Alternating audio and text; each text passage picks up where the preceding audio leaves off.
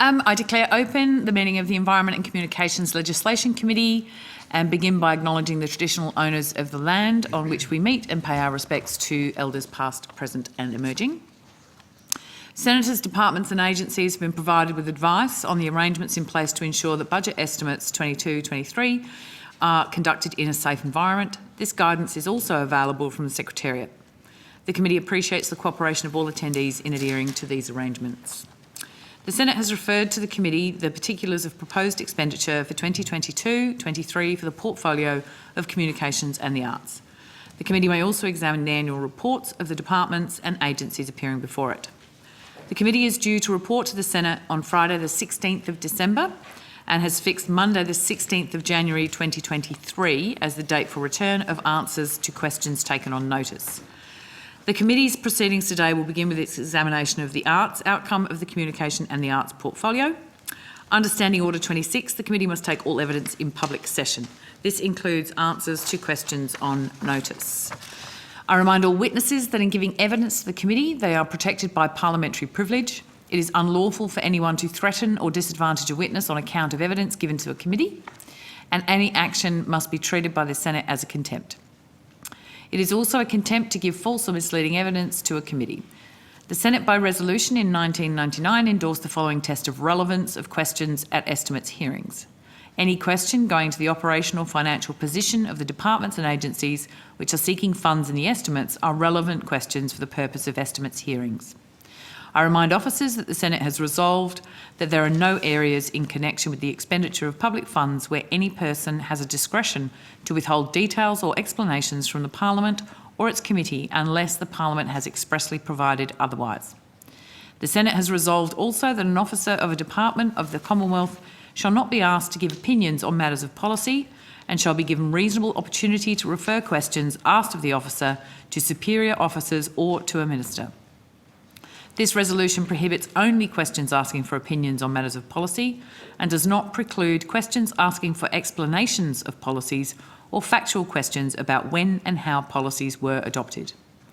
I particularly draw attention of the witnesses to an order of the Senate of 13th of May 2009 specifying the process by which a claim of public interest immunity should be raised. Witnesses are specifically reminded that a statement that information or document is confidential or consists of advice to government is not a statement that meets the requirements of the 2009 order. Instead, witnesses are required to provide some specific indication of the harm to the public interest that could result from the disclosure of the information or the document. An officer called to answer a question for the first time should state their full name and the capacity in which they appear, and witnesses should speak clearly into the microphone to assist Hansard to record proceedings, and mobile phones should be switched to silent. I welcome Senator Anthony Chisholm, the Assistant Minister for Infrastructure Transport, broadly, representing the Minister for Communications and the Minister for the Arts. Minister, would you like to make an opening statement? Good to be with you, Chair, but no thanks. Excellent. And welcome back, Secretary, Mr Jim Betts. Would you like to make an opening statement? No, I'm good, thanks, Chair. Okay, in which case... I shall filibuster. Senator Cadell, would you care to ask some questions? Until my esteemed colleague gets here, yes, I will. My question is outcome 6 in itself, in the lineup. It's the participation and access to Australia's arts and culture. Do we have metrics in which that is measured, both the participation and the access to? Thank you, Senator Stephen Arnott, first, Deputy Secretary for Creative Economy and the Arts. So we have a set of key performance measures set out in the portfolio budget statements, which measure a number of different activities and programs that we implement as part of that outcome. And how have they been trending? Largely okay. I think we had targets met or partially met through our reporting this year. Obviously, COVID impacted some areas of the department and the ability to be able to achieve KPIs, but actually, overall, I would say that they were met. How would you describe the industry recovering from COVID? Obviously, participation is a very difficult thing when you can't get out of the house, when you can't gather. Is there greater need now potentially to rebound than there has been historically? So we've had a look at the latest numbers in terms of employment in the arts sector, and that has recovered strongly. So people are back in work. What we're hearing from companies that rely on live performance ticket sales, they're still soft, not back to pre-COVID levels at this stage, but certainly activity levels are increasing. Okay. When question around corporatisation of arts and access to the arts, in touring around Australia at the moment, we have the Van Gogh exhibition, I think, if you've not seen it, which is an interactive display. There are lines of people lining up to get to pay their $35, yet we have art galleries with Van Goghs with no one going into them.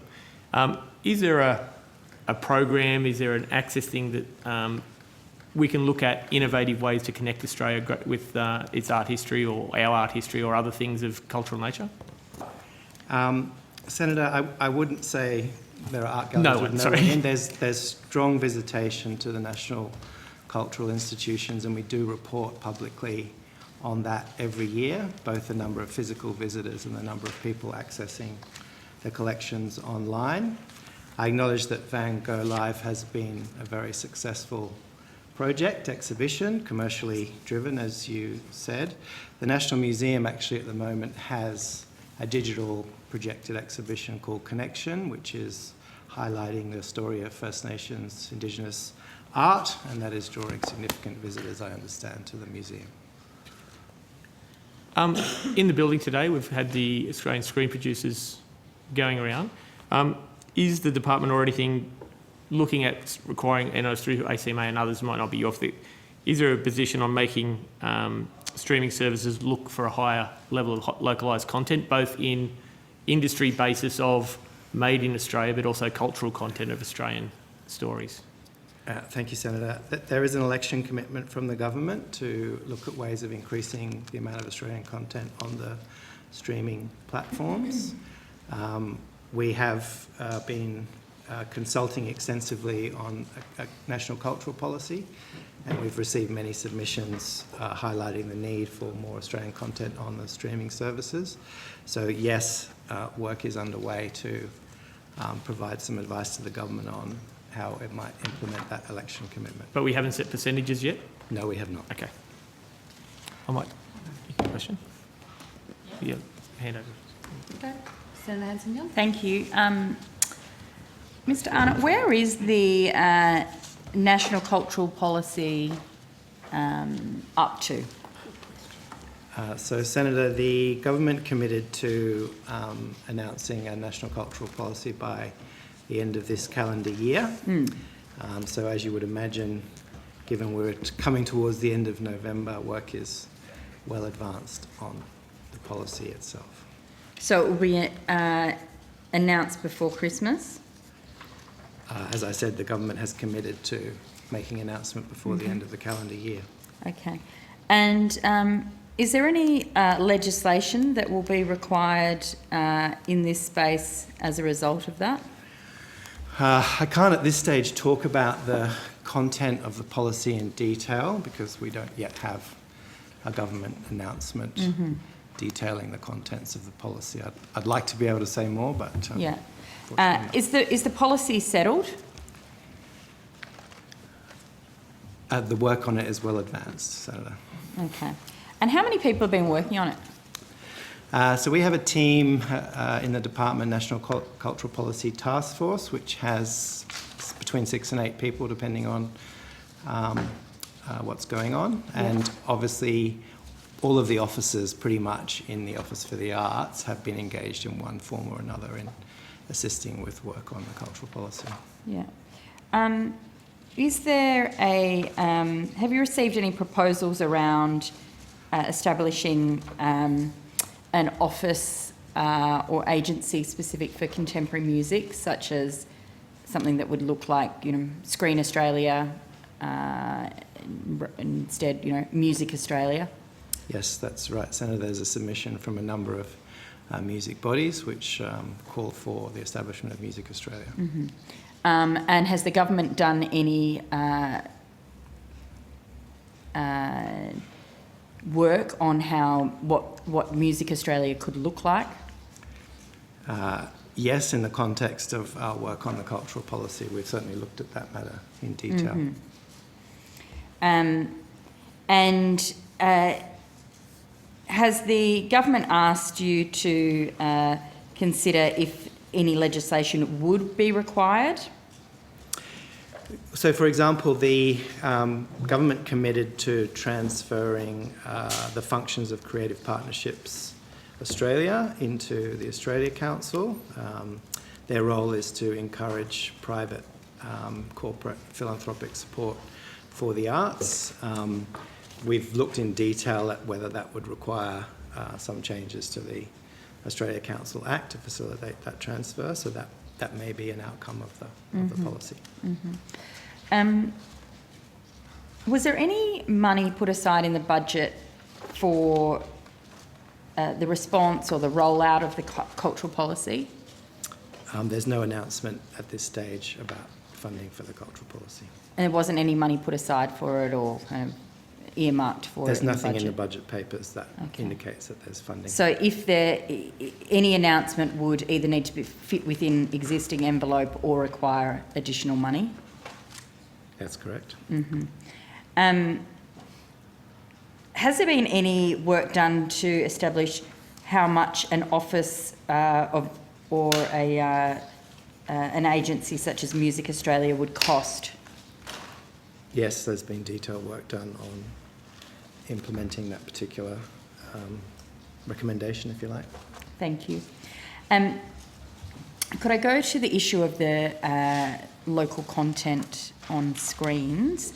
Has the department done any preparation for re-establishing local content requirements on free-to-air broadcasters? Look, in general terms, the way that Australian content is regulated is a matter for consideration under the cultural policy. So do you expect that we're waiting for the cultural policy to be announced within, days, weeks? Timing is a matter for government, so no, I can't. But sometime within the next, what are we? So, 30 days. Sometime within the next 30 days, and assuming it's not going to be on Christmas Eve. I'm assuming not. Okay.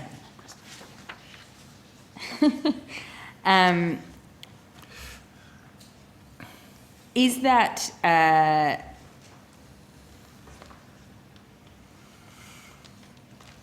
so will the cultural policy, so you're saying the issue of local content on screen and broadcasters is one of the matters that has been considered by the cultural policy. So will we have an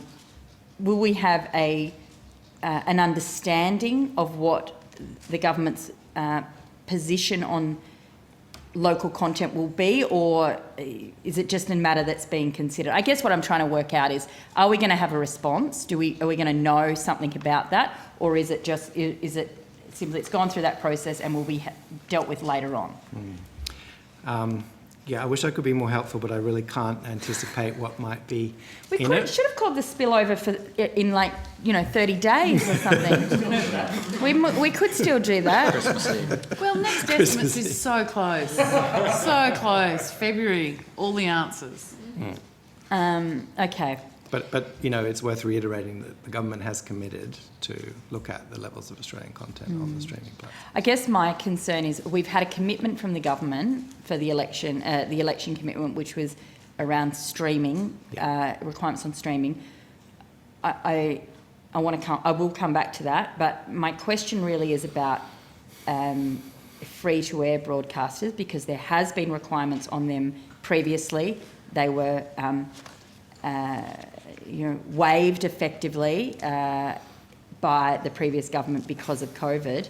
It is within the minister's power right now today to reinstate them if she wanted to, and she meaning Minister Rowland. That correct? Well, there are content requirements for the free-to-air. So there is a requirement for them, for example, to show 55% Australian content, and they need to report a certain number of points to meet the Australian content obligation. So there are existing quotas on the free-to-airs. And as I said, in general terms, obviously the issue has been raised extensively through the National Cultural Policy consultation process, and the policy will be obviously considering the situation in detail. What about work on ensuring that children's content is being both produced and shown and accessed? So that's certainly been raised, again, extensively through the cultural policy context. So, yeah, it's a matter that's under consideration. Does the government have a position on requirements specifically on children's content? Only what is in the existing quota system for the free-to-air broadcasters at the moment. Which is effectively nothing. As you know, there are no requirements on the streaming platforms at the moment, although we understand that some of them are commissioning children's content. How much engagement has the department had with the big streaming giants? We've met with them on a number of occasions during the course of the work on the cultural policy and in light of the government's election commitment. Most recently, we met with them when they've been in Canberra, as you know, this week. They seem to be being in Canberra every week that we're here. I see. Well, I've only met with them once, Right. but my team, I think, has met with them on occasion, because we do need to understand their details about their businesses and what the impacts of any requirements might have. Could I ask, and you'll need to take this on notice, could I ask how many times members of the department have met with Netflix, with Disney, with Paramount, with Stan, Amazon?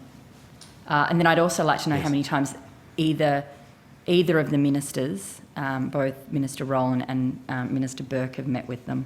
We can take that on notice. Minister Burke has met with the streamers once. I'd have to come back on notice with, if you wanted a list of who. Yes, I really would be interested to know how many times Minister Rowland has met with them. Yeah, I thought the responsibilities were Minister Burke responsible, the streamers, and Well, Minister this is an Rowland interesting responsible for question. free-to-air. Yeah, I would like to know how many times the Communications Minister has met with them, so I'd like that taken take on that on notice. But while we're at this point, it would be interesting to know who is responsible for this space from the government's perspective, because there seems to be, I am unclear about it. Yeah. Well, my understanding is that Minister Burke is responsible for the cultural policy.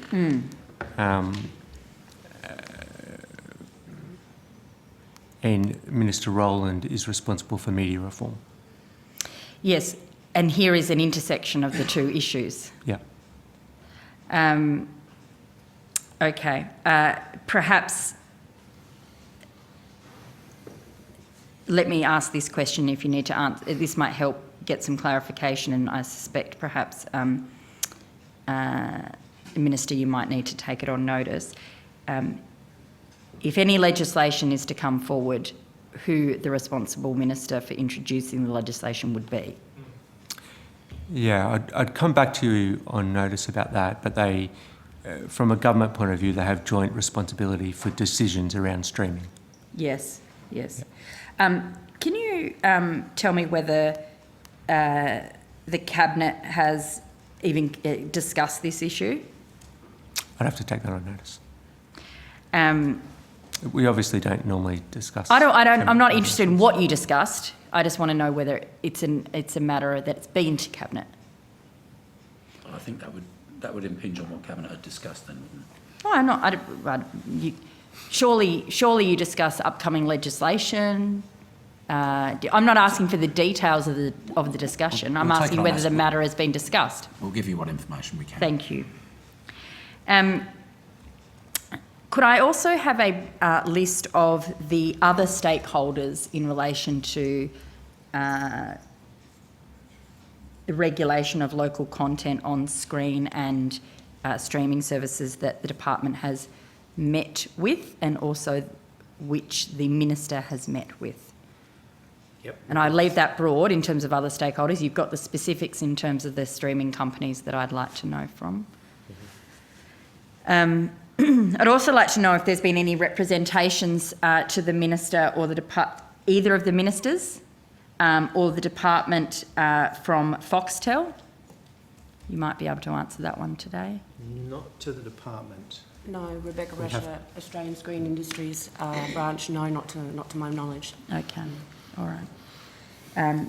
You can take that one on notice, Minister, if you can. That would be good. What work has the department done on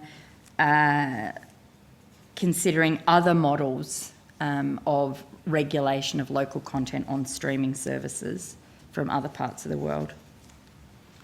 Well, we've looked at international examples, the majority of which are from Europe, and how they're operating in each country in Europe has a slightly different system of obligation on the streaming services. And we've done what we would usually do in terms of policy, is look in detail at what we know about the Australian market, and, you know, in the course of preparing advice for government. Yeah, okay. Finally, in relation to live performance, we've talked about this a lot, Dr. Arnott, over the years, particularly the last few tough ones. Yes. Of course, the Labor government announced $22 million National COVID Live Performance Support Fund back in September, I think that was. That's specifically in relation to COVID. I'm interested as to what the department and the government is doing to help those live events, particularly festivals in this summer season, who are already facing cancellations because of the extreme weather.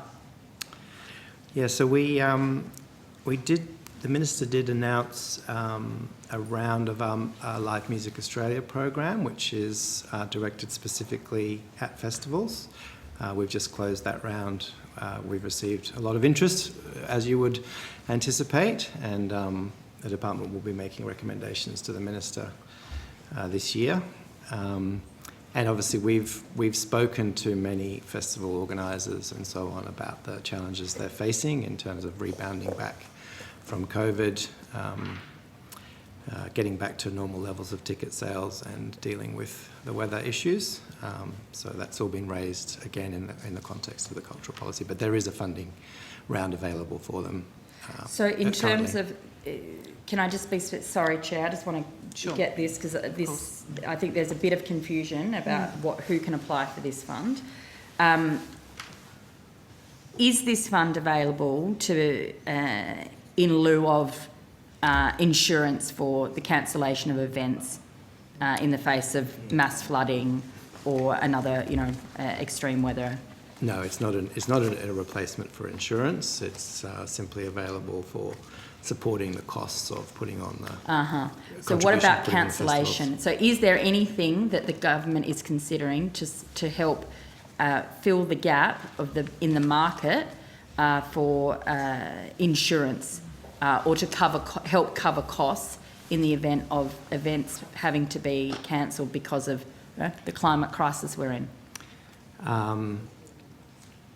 Not quite in those terms, Senator, but certainly, obviously, through the cultural policy funding and programs that support the live entertainment sector are obviously under consideration.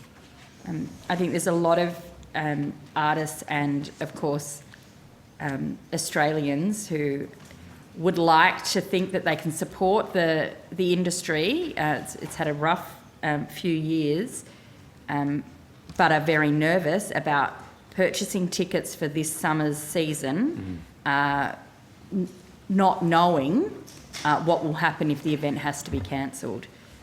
Is the government considering any form of insurance or insurance type program to support festivals?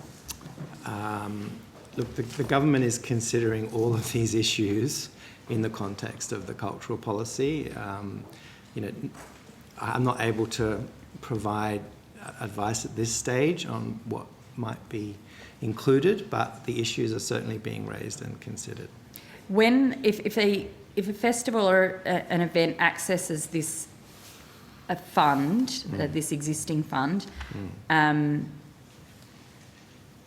if the event is cancelled, what happens to the money? So our practice has been, Senator, that if the funding has been spent for the purposes for which it was provided, then we would not try and recover the funding on the basis that the event didn't proceed. Okay. Thank you, Chair. Thank you.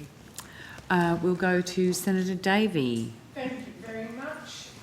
Thank you for coming, and I must admit I'm a bit out of whack not being in proper estimates week, so forgive me if I'm a bit muddled in my head. Catch-up football. Yeah, catch-up football. Lots of topics to cover. Back to the cultural policy, I want to commend the government, because on the advisory group there is a regional representative, Alicia Herman, and she's very widely respected, so I'm very pleased to see that regional focus coming in.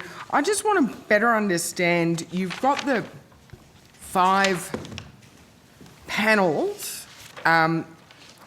So is the process, you've gone out, you've spoken to people, you've spoken to stakeholders, you've developed these 5 panels, and these 5 panels are each going to refine a tranche of the cultural policy under, is that how it's going to work?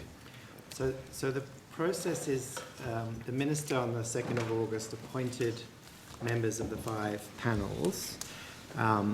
He tasked them through their terms of reference with reviewing the submissions. We received nearly 1,300 submissions for their particular pillar, and distill the main issues and priorities that were raised in those submissions, identify any gaps, and prepare a report. And so those submissions, were they generic to the cultural policy, or were these 5 pillars actually identified in the call out for submissions? Yes, so they were identified when the Minister met with, did the town hall meetings around the country. He advised that the new cultural policy would be based on the pillars of the 2013 Creative Australia policy, and the submissions were called for based around those pillars. So this is not new Labor policy, it's the Labor policy that was reignited under the new Labor government. I think the Minister has said that there's a close link. The pillars of Creative Australia in 2013 are still highly relevant, but the government did call for submissions to comment on the continuing relevance of those pillars and identify priorities under them. So I think the Minister has been clear that the intention is to do the policy in a very timely manner, and rather than starting from square one, Creative Australia provided a good base to commence. And certainly looking at the 5 pillars and the themes of them, reaching the audience and a place for every story, with my hat on, very well that I'm always thumping the table on behalf of the regions and making sure our regional, not only our regional audiences, but our regional artists aren't forgotten, because they all have stories to tell. So I am watching this process with great interest, and I certainly hope that it leads to very constructive and implementable outcomes that also reach the regions. I also want to ask, though, in the sort of shake-up of the arts sector, I understand Creative Partnerships Australia is being merged into the Arts Council. Can you talk us through, is that effectively going to be a budget cut, or are both budgets going to remain the same but be incorporated into one? Yeah, that's right, Senator. The budget papers simply affect the transfer of funding from Creative Partnerships Australia to the Australia Council from the beginning of next financial year. There's no reduction in funding. In fact, there's probably an increase in funding just because of the amount of indexation of the funding that was originally expected has increased in the current budget. So no reduction in funding. Right. And what's happening to the staff from Creative Partnerships? Are they all transitioning across, or will there be some streamlining? All the staff of Creative Australia, except the CEO, will be given the opportunity to transfer to the Australia Council. Creative Partnerships Australia, I should be clear. Creative Partnerships. Creative Partnerships, yeah. That's fine.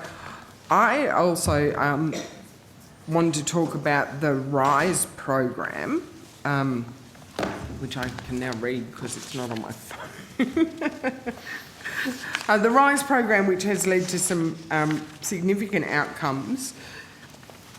In the latest round of RISE, that closed on the 22nd of May this year, was that, were applications actually received before the caretaker period commenced, or how was that round actually treated, given the timing of it? I might defer to my colleague, Mr. Cox. Greg Cox, First Assistant Secretary, Office for the Arts. Yes, that round was completed in its entirety before the caretaker period. So applications received, decisions made, well clear of the caretaker period, Senator. Can you tell us how many applications were received and how many were successful? I will see if I can get that detail for you while we're at the table. Okay. And what is the current status of RISE? Is it ongoing, or has it now been... No, it's not an ongoing program, Senator. It's all finished, over? Yes. So my recollection is there was originally 200 million committed to the RISE fund. Was all of that successfully acquitted? So all of that money has successfully been attributed to projects and applications through RISE. That's right, Senator. Is there any program projected to take its place? So in the context of the National Cultural Policy, the government will consider how it wants to move forward with a range of programs, including any replacement that it wishes to consider for RISE-style funding. In undertaking the RISE program, did you do any data collection or modelling on how many jobs were saved as a direct consequence of the investments that were made?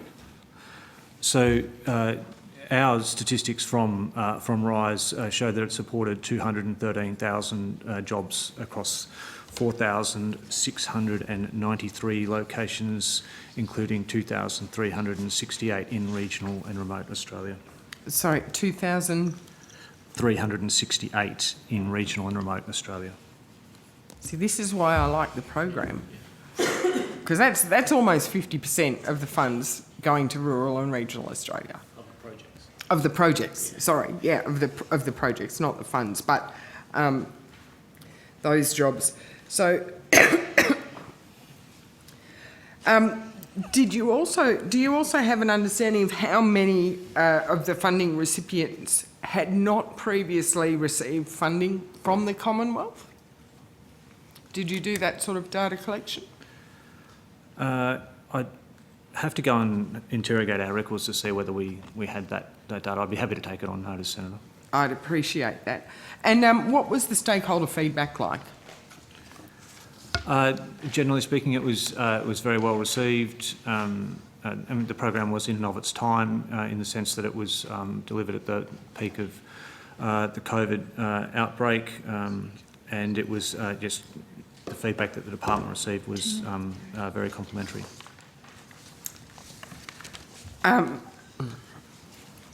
Thanks.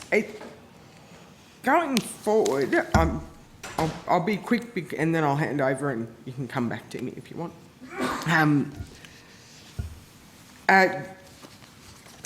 You've actually effectively created it, but you'll take that on notice.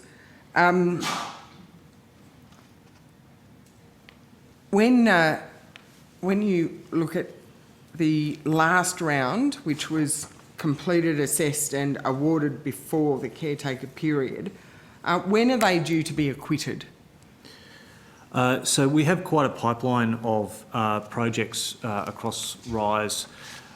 So we still have some of the 541 projects that were funded through that program. We still have over 200 of them actively to be delivered, and that's because a number of them weren't due to start till later in this year and even into next year. Some of them are multi-year tours, so we are acquitting as we go, Senator. And so there's about 320 projects that are still active, and I should also just put on the record that part of that is because we've had about 150 or so requests for rescheduling of projects. Was that still a COVID hangover, or I could be think weather at this point in time too, let's face it? It's a mix of things, Senator. Some COVID, some related to weather, some related to the fact that people can't get the venue they thought they were going to be able to get, and so they reschedule to a more favourable time. Mm-hmm. And just lastly, on the Live Performance Fund, Live Performance Support Fund, 22 million, why was it only a 3-month window? So, Senator, the government decision was to put that in place to cover that period, summer period, when a lot of live performances happen, while people contracting COVID were still required to isolate. And is there any consideration, or did you say it was oversubscribed? No, it's never been rolled out because the isolation requirements were removed. So it would only be in effect when COVID isolation requirements are. So it's now just sitting there for in case the states bring back isolation requirements, or what will happen to that money since it's not been required? There's no decision been taken on that at this point.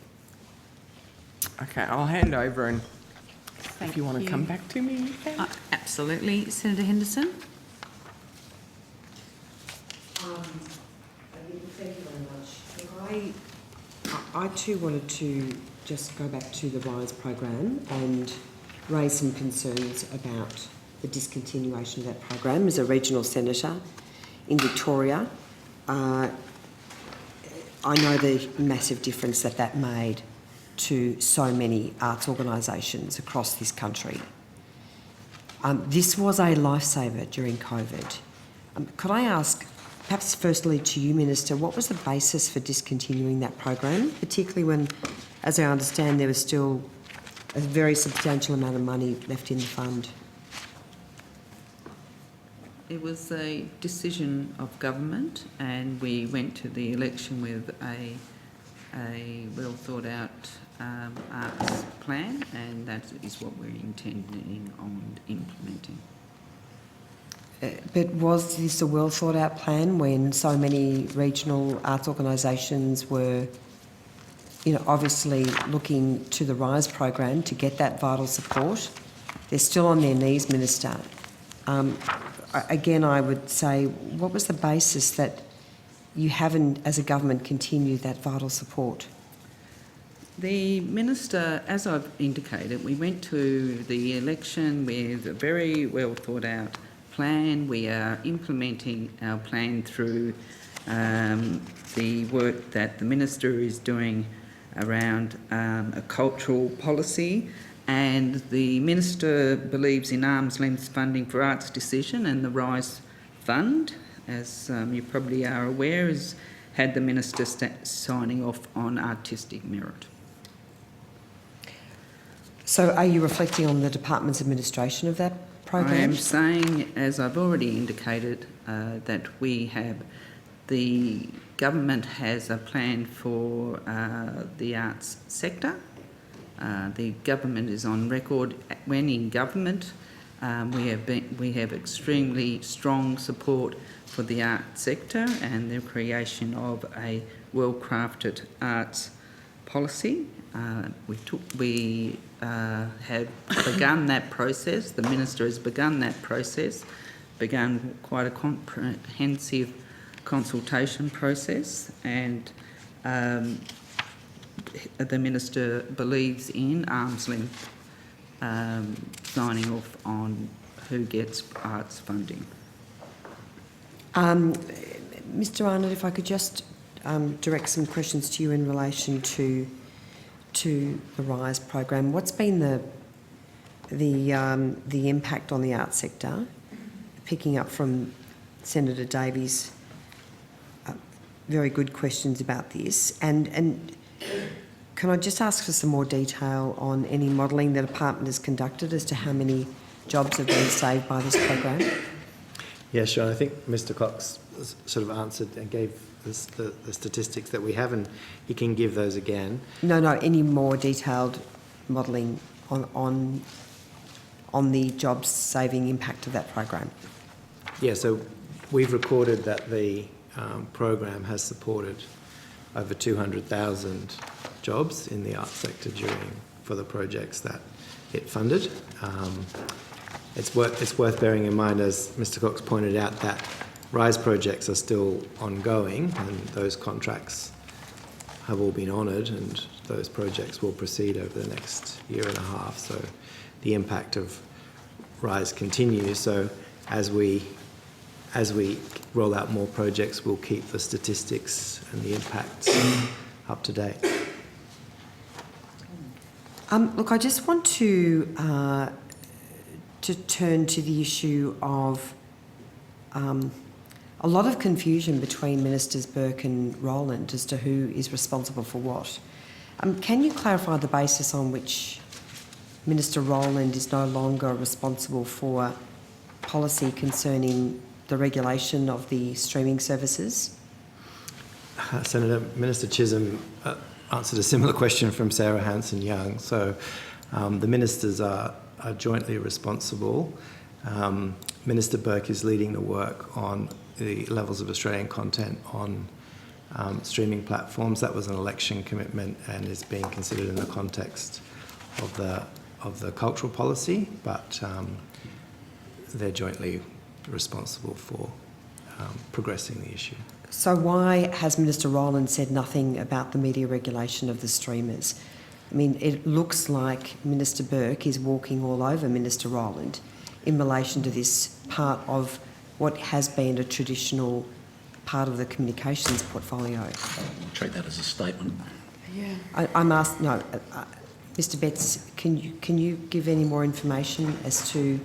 We've explained. We've answered your question by explaining the nature of the policy responsibilities as shared between the two ministers, and that policy positions on this are being considered in the context of the National Cultural Policy, which is currently before government. And so, when you say there's joint decision making, again, I would ask you to explain why all of the statements are being made by Minister Burke and not by Minister Rowland. I'm not sure it's for officials to explain the sort of count of what ministers talk about in public. Well, what I'm asking you is for evidence that this is a joint responsibility, because it doesn't look like that. It looks like Minister Burke is walking all over Minister Rowland. Let me explain. The way these policies get made is that ultimately they come before Cabinet and are a matter for the Cabinet. They become government policy, so ministers aren't necessarily taking those decisions collectively. In this case, there are two ministers who are working together who will bring proposals to Cabinet in due course. Can you give me some evidence of how they are working together? Because again, as I say, it doesn't look... I can't, because You I can't can't. disclose the way in which ministers work with each other and the private discussions that might take place between them. You know, It just doesn't look like they are sharing this responsibility. I can't answer for perceptions, Senator. Well, are you able to take that on notice and just perhaps, if I could ask for some further evidence, because everyone in the media sector is noticing that suddenly a large part of the communications portfolio has been railroaded by Minister Burke. Well, we don't accept that proposition. Senator Henderson, I think you're going down a pathway of It's all providing some negative Chair, responses. point of order. I wonder. Point of order, Chair. I am able to ask these questions of officials. Yes, but So we would I ask you don't- not to reflect negatively on the ministers, but maybe just ask a question and get the that's answer. not in order to correct me because I'm reflecting negatively on the ministers. That Well, I is think not... you've done it to me plenty of times when you were chair, so yes, I think I can. So can I suggest that... Chair, I'm sorry, that's not an appropriate point of order. Would you like to And ask so some further it's questions? not You appropriate have- to you have ask me a not few to moments- reflect you have a few negatively minutes on left. ministers, and I will You have a few minutes continue left if you'd like to ask some to more questions. question. So Ms. Yeah, Rush so might just be in able to- relation to that evidence, I really would be grateful. I seem to have misplaced my nameplate for a second time this evening. My apologies. Rebecca Rush, Assistant Secretary, Australian Screen Industries. On Monday, the 14th of November, Minister Rollins delivered a significant speech entitled, it's got quite a long name, forgive me, Media Policy Priorities for New Government Seminar Communications and Media Law Association, or CANMA, and International Institute of Communications Australian Chapter. And in that speech, which I can table if you would like, I just wanted to for I'm you to about address... to give you the evidence, yeah. address this specific question So in relation... in that, she talks about immediate term priorities, and in the immediate term, we will focus on three areas: the implementation of a legislative framework to support the prominence of local television services on smart TVs, the review of the anti-siphoning scheme and list, and pending the outcomes of the review, the implementation of any related reforms, the consideration of streaming services within the framework for Australian content as part of consultation to inform the development of a new national cultural policy by the Minister for the Arts. Would it be In possible- parallel, we will develop a news media assistance program, or news map. Would it And be- then she goes into timeframe. Would it be possible to have some information about the number of meetings between the two ministers in relation to this aspect of media policy? We'd need to consult with ministers' offices No, on that's that. fine. Yeah. If you can take that on notice, But I and any other if it'd be possible to have information in relation to any other meetings which have taken place, including what was discussed, who led those meetings, who attended those meetings, and whether, and also the ministers' meetings with stakeholders. So in my meetings with stakeholders, I'm aware that Minister Burke has been the one conducting all of the meetings with stakeholders. Have you got any more information in relation to that? I don't view the minister's diary, of course, but certainly stakeholders that I have met with during consultations in the National Cultural Policy have indicated to me that they are working with and talking to Minister Rowland's office as well as Minister Burke's office. All right. Well, if I could have a list of those stakeholder meetings, as I'll well take as that on the notice, yeah. as well as the meetings between both the ministers and the relevant parts of the department, both in the arts portfolio. Senator Sarah Hanson-Young asked a very similar question. All so, right, fantastic. Thank you very much. I don't have any further questions at this time. Thanks, Chair. And I'll just say, Senator Henderson, there was a series of questions on notice regarding those meetings Thank with you. various ministers and such like, so Thank you. they'll be forthcoming. Thank you. As well. Senator Cadell, would you like to? No? Senator Davey. Oh, this is a pleasure. Thank you. I'd like to come back to my second favourite topic, which is the National Performing Arts Partnership Framework, which is the new name for what used to be the major performing arts organisations. My understanding is 8 new companies have now entered the framework. Can you just list those companies and where they're based? Have we got that detail to hand, Mr. Cox? I don't want to rely on my memory on this occasion. Dr. Arnott, you should know by now that this question comes up every time. Yeah, it's normally a question for the Australian Council, Senator. I know, because but they they're not administer the here, so framework. you get the joy and the we'll glory. We'll get that for you very quickly. Thank you. I also want to some advice on how much funding each organisation. So there's 8 new ones. How many are there now in total? So that would be, I think there's either 38 or 37. Yep. So the 8 new companies are Back-to-Back Theatre in Victoria, Geelong.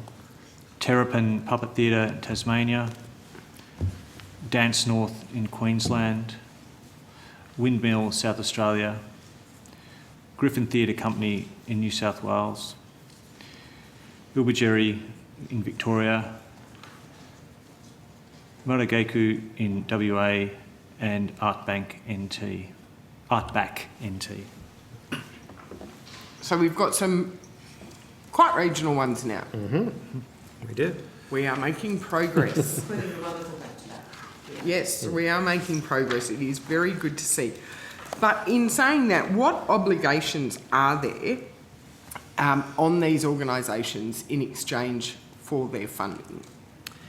So each of those companies has a detailed funding agreement with the Australia Council with a set of KPIs, key performance indicators and priorities, which they agree with the Australia Council they'll deliver over the course of the term of their funding contract. I don't have details of individual companies, but they will be things like how many shows, how many people they employ, what their audience And trajectory, how much money they would raise, things like that. Each agreement is bespoke. It's not That's correct. a blanket. That's correct. Independent theatre companies, it has been put to me, when engaging with state theatre companies, and most of the big state theatre companies are part of the National Performing Arts Framework. I've had a couple of independent theatre companies now come to me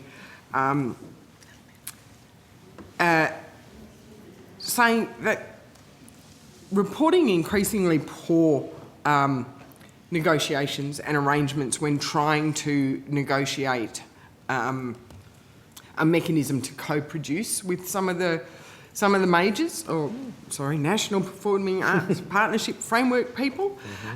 Does AUSCO have any condition on funding to enable co-producement to sort of facilitate small, independent or mid-size companies who are coming up through the rank who don't get the security of being in the partnership framework? Is there any obligation on these companies that get a significant amount of Commonwealth funding to actually be a good neighbour partner in the arts world rather than a monopoly?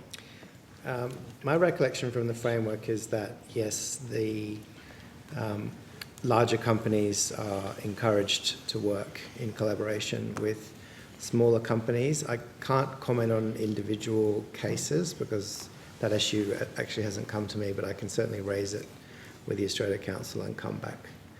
I'd be very interested in following it up because I've had reports of some of the majors offering exposure-only agreements to independents, which, given all the hard work that can go into developing an offering, doesn't quite stack up. Does the department believe it's acceptable for independent companies not to be compensated for their work or not to get ongoing sort of IP ownership of their work? Look, it's hard for me to comment because individual arrangements are really the matters for the companies, but as a general principle, it's appropriate that artists and creatives are fairly remunerated for their work. I've heard from a range of stakeholders now, not just within theatre but others, small independent companies who struggle when negotiating with a major, be it with a major streamer or be it with a major performing arts. But given the National Performing Arts Partnership companies are very well taxpayer funded, I am very keen to understand what sort of obligations or what sort of mechanism there is if an independent feels like they've been monopolised or not given a fair negotiation. Is there a mechanism for them to, you know, take it to you for investigation or review? It wouldn't be us, Senator, it would be the Australia Council, because they administer the funding framework on behalf of the government and they deal directly with the companies. We don't do that, so I would have to defer to them and come back to you with an answer to answer that question. Okay, and possibly another question, similar but not the same, but you might also say it's for the Australia Council. Given the National Performing Arts Partnership companies have fairly secure funding, it's now 4 or 5 year funding though? It's 8 years, so it's 8 years. 4 plus 4, yeah. 4 plus 4, 8 years, and then they reapply. They can reapply. Yeah, so their funding is reviewed every 4 years. Yep. But they undergo a full review. They can after 8 years. So Well, before 8 years is up. Yeah. It gives them a significant amount of certainty and security, and also capacity, because they've got the funds they can operate. Their core business is basically covered, as well as their staff. But they also then can compete against small, medium companies for all the other Arts Council funding rounds or grant rounds. Can they not? No, they can't. They wouldn't be eligible to receive 4-year funding grants or project grants. So they can't apply for project grants? That's my understanding, yes. Okay, that's reassuring. I knew they couldn't apply for the 4-year funding. And when is the next round of the 4-year funding opening? So I believe that's next year. So the process will commence. Yes. Yeah. Next year. Right. And that is separate to the National Performing Arts, and that is open to all comers to apply, and then it goes through a shortlisting process, and then it's quite an intense process, isn't it? That's right. It's obviously a very competitive area of funding. Organisations are invited to or can submit expressions of interest for being considered, and then companies are invited to apply. And how much funding will be available in next year's offering?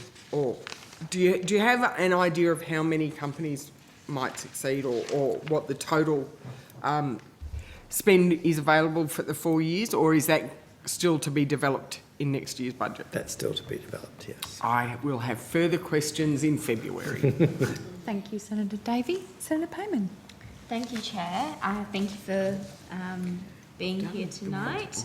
I'd like to take us back to the National Cultural Policy, if I may. I was wondering if you guys could explain how many submissions the government received to the national consultation process. Absolutely. So over 1,200 submissions have been received to the process, and more than 800 of those are available on the Office for the Arts website. Great. And my understanding is the policy advisory group is split into panels. Could you step us through what each panel, pillars, not panels, the role of each pillar is? So the Minister announced on the 2nd of August that there would be 5 cultural policy review panels of 3 people each that are all appointed to examine submissions from the 5 pillars perspective: First Nations, a place for every story, centrality of the artist, strong institutions and reaching the audience. And there's an additional panel which the Minister announced on the 26th of August, which is the Policy Advisory Group, which consists of 7 members who are providing advice to the Minister on priorities under the cultural policy. And are you able to tell us who's in the group? Yes, I could list the membership. Sure. So for the Policy Advisory Group, or the overarching group, we have Janet Holmes-Court from Western Australia, Adrian Collette, who's the CEO of the Australia Council, Alicia Herman, who was mentioned earlier, from South Australia, Cinsa Mansell from Tasmania, Kitty Taylor, also from Tasmania, Christos Georgis from Victoria, and Professor Claire Wright from Victoria. I appreciate that. Thank you. And how many times have these panelists met already? So they have met on 8 occasions. 8 occasions. And do we know what sort of ideas have come from their discussions? Senator, they've been very wide-ranging discussions. There were a lot of issues and ideas raised in the cultural policy submissions. So the panel had a very detailed look at the submissions and discussed many issues across the 5 pillars. Okay. Thank you. That's all from me. Thank you, Senator Payman. Senator Henderson. Thank you very much, Chair. I just want to return to Minister Burke's proposal, and he's out certainly putting this directly to some in the industry, that streaming service companies should be investing 20% of Australian revenues from subscription revenues for Australian content. So he's obviously very vocal in relation to that particular proposal. Can I ask how, Mr. Betts, I'm not sure whether you're the best person to direct this question to, how the 20% amount was arrived at? 20% doesn't reflect a government policy position. We've described what the government's policy position is in terms of what was communicated when the government was in opposition, and now it's subject to consideration by Cabinet as part of the national cultural policy. So 20% figure is not a hard government policy position by any means. But it's the position that Minister Burke is telling many people in the sector. I think his exact words to some that I've met with, the starting point is 20%. So I just want to understand how that particular amount has been arrived at.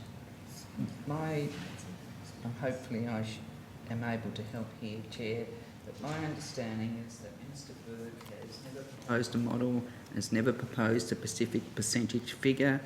Where some stakeholders have been calling for 20% quota model for some time, and the government has been actively consulting on what this could look like, and neither Minister Burke or Minister Rowland have proposed a specific model. Minister, with respect, I've met with stakeholders who've met directly with Minister Burke, and they've reported to me, well, your information's not correct, because they've reported to me directly that Minister Burke is saying in private meetings that our starting position as a government is 20%. So having conversations and consultations, I'm not obviously privy to the discussions that Minister Burke has in his consultations, but having consultations and broad-ranging discussion is not a commitment. And I've just said that the government, Minister Burke has never proposed a model and has never proposed a specific percentage figure. And well, I'm just reporting what he said. I'm just asking, has the government or the department done any modelling in relation to the 20% level, what that would represent in terms of investment by the streaming companies, both those who are obviously, which are based here, and of course also the international streaming companies? So I might ask Mr. Rush to give you some insight into the considerations that have taken place. Rebecca Rush, Australian Screen Industries. I'm telling you again because I don't have my nameplate. We are doing extensive modelling at the moment. As has been stated by the Minister, the 20% figure is not government policy, but we are in the information gathering stage in order to inform that modelling. If I could perhaps be helpful and explain that the 20% figure is something that is discussed in a range of industry fora. The Screen Producers Association of Australia has been particularly vocal in relation to a 20% obligation, but that is by no means government policy at this point. No, I'm just obviously repeating what I've been told that Minister Burke has clearly said. What's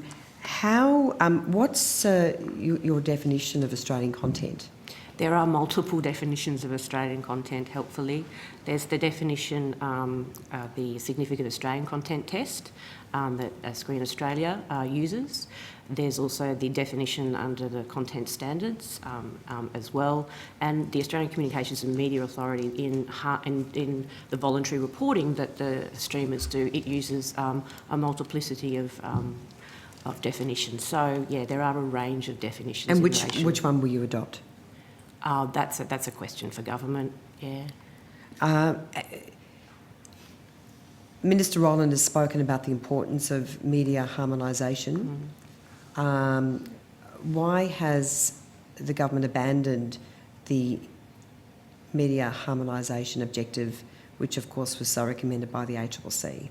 I think that's a question you might need to address under Outcome 5. I can probably just... Well, it's actually directly related. Thank you, Mr Arnott. I can add to that. Doctor, sorry. It's okay. I can't see very well. That's inside okay. on. Look, no decisions have yet been taken around media reform and the government's approach to media reform. The work is being done now. The government has committed to looking at how to increase the levels of Australian content on the streaming services, which would be consistent with policy on applying quotas to the free-to-air broadcasters. So how would they be consistent given there's a very different measure for Australian content on free-to-air services? Well, because what they are both trying to achieve is a certain level of Australian content on the distribution platforms. But you're not looking to adopt the same model, as I understand it, which is obviously a different type of Australian content measurement altogether. As I said, Senator, no decisions have been made yet. We're still considering and consulting on what the best approach might be. And so how do Australians reconcile the government's policy in this respect with the ACCC's recommendation that the media sector needs to be harmonised with respect to its future regulation? Well, as I said, currently there's no harmonisation because there are content quotas applied to free-to-air broadcasters, but there are no requirements on the streaming platforms.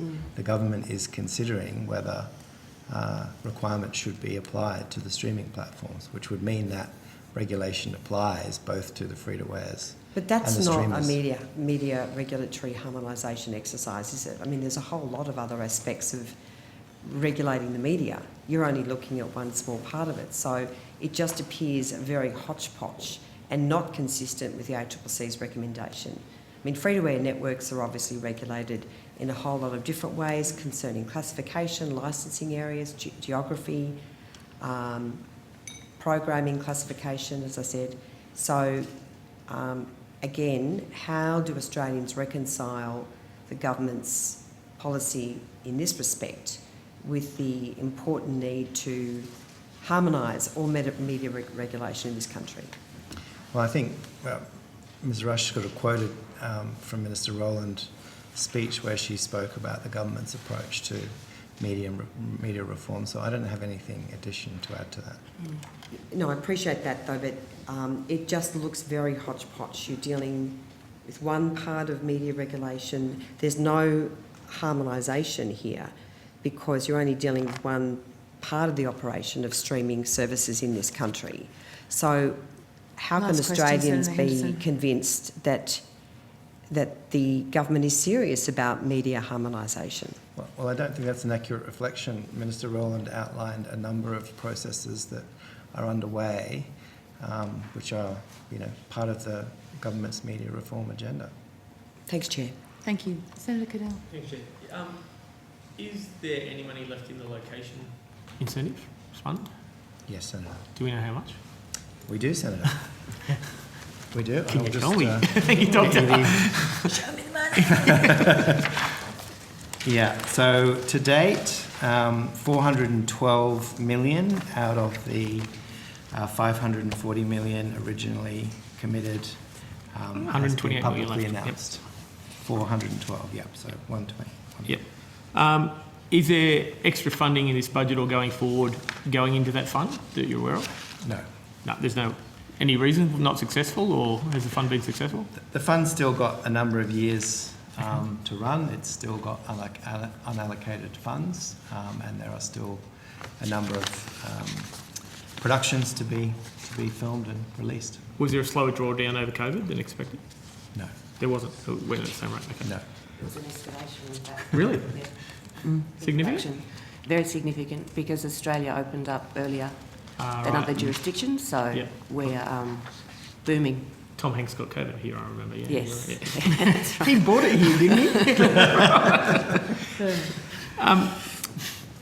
Knowing that there's things you may not be able to say in this, can you give a brief update where we are with the legal challenge brought by Casey Jenkins on the withdrawal of funding? No, I can't comment on that. That's subject to legal proceedings. Okay, so just Ongoing ongoing. is what we take from that. Yeah. That's my understanding. It's a matter for the Australian Council, so I couldn't comment Yeah, okay. on it. Right. But I understand that we can't make a comment at the moment.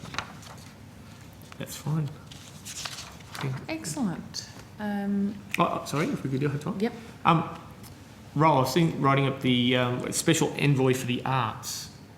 What is the role of the Special Envoy for the Arts? Well, the government appointed Susan Templeman MP as the Special Envoy for the Arts. She supports the Minister for the Arts in his activities. Is there a specific job sheet, KPIs or anything associated with the position? I'd have to take that on notice. Okay. I believe there's agreement to her functions and role. You can ask for the letter. You can ask for a letter of appointment if that's there on notice. I can take that on notice. Okay. And is there... She does report as well. That's what I thought. It'd be like the Barrier Reef one in the other side of our thing has reports. How's the budgeting of that? Is there unlimited travel? Are there entitlements of their staff? What's the funding of that office and arrangement? I'd have to take that on notice. Okay, I'm not a problem. I'll take familiar it with on. the I'll take it on. parliamentary A point of clarity, would that be a Prime Minister and Cabinet question? Yes, Because or that's the- where or Department of appointments are held, Finance, yeah. potentially. Okay. Just Parliamentary FYI for later, entitlements. that might be a useful Then thing to could you remember. still take that on notice to the extent that you can answer that question? Thank you. Okay. I'll send through those things. Excellent. Not really, but okay. you can have two. Okay, or three. Go. We're suspending? No, Thanks, go Senator. ahead. Senator Henderson, you can take 2 minutes. She was asking for. Oh, break? No, a break. No, No, you don't want to have a... no, Aren't you changing over to the... no, we're switching across. Yeah, Yep. changing over to You can. program 5.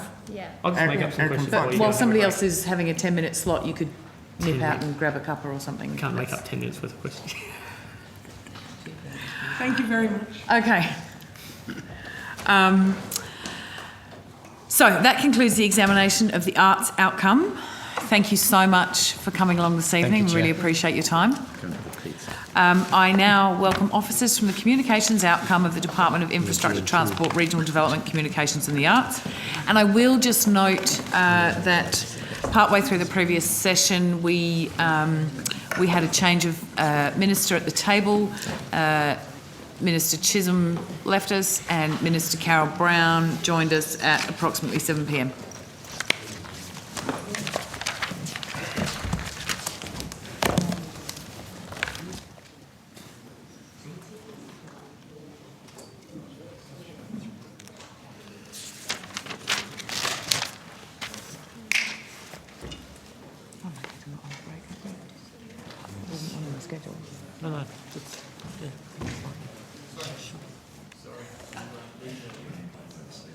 No. Doesn't matter how fancy.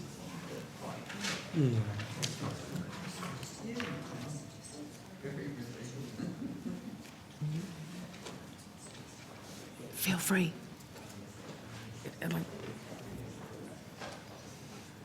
Like we can go to someone else and...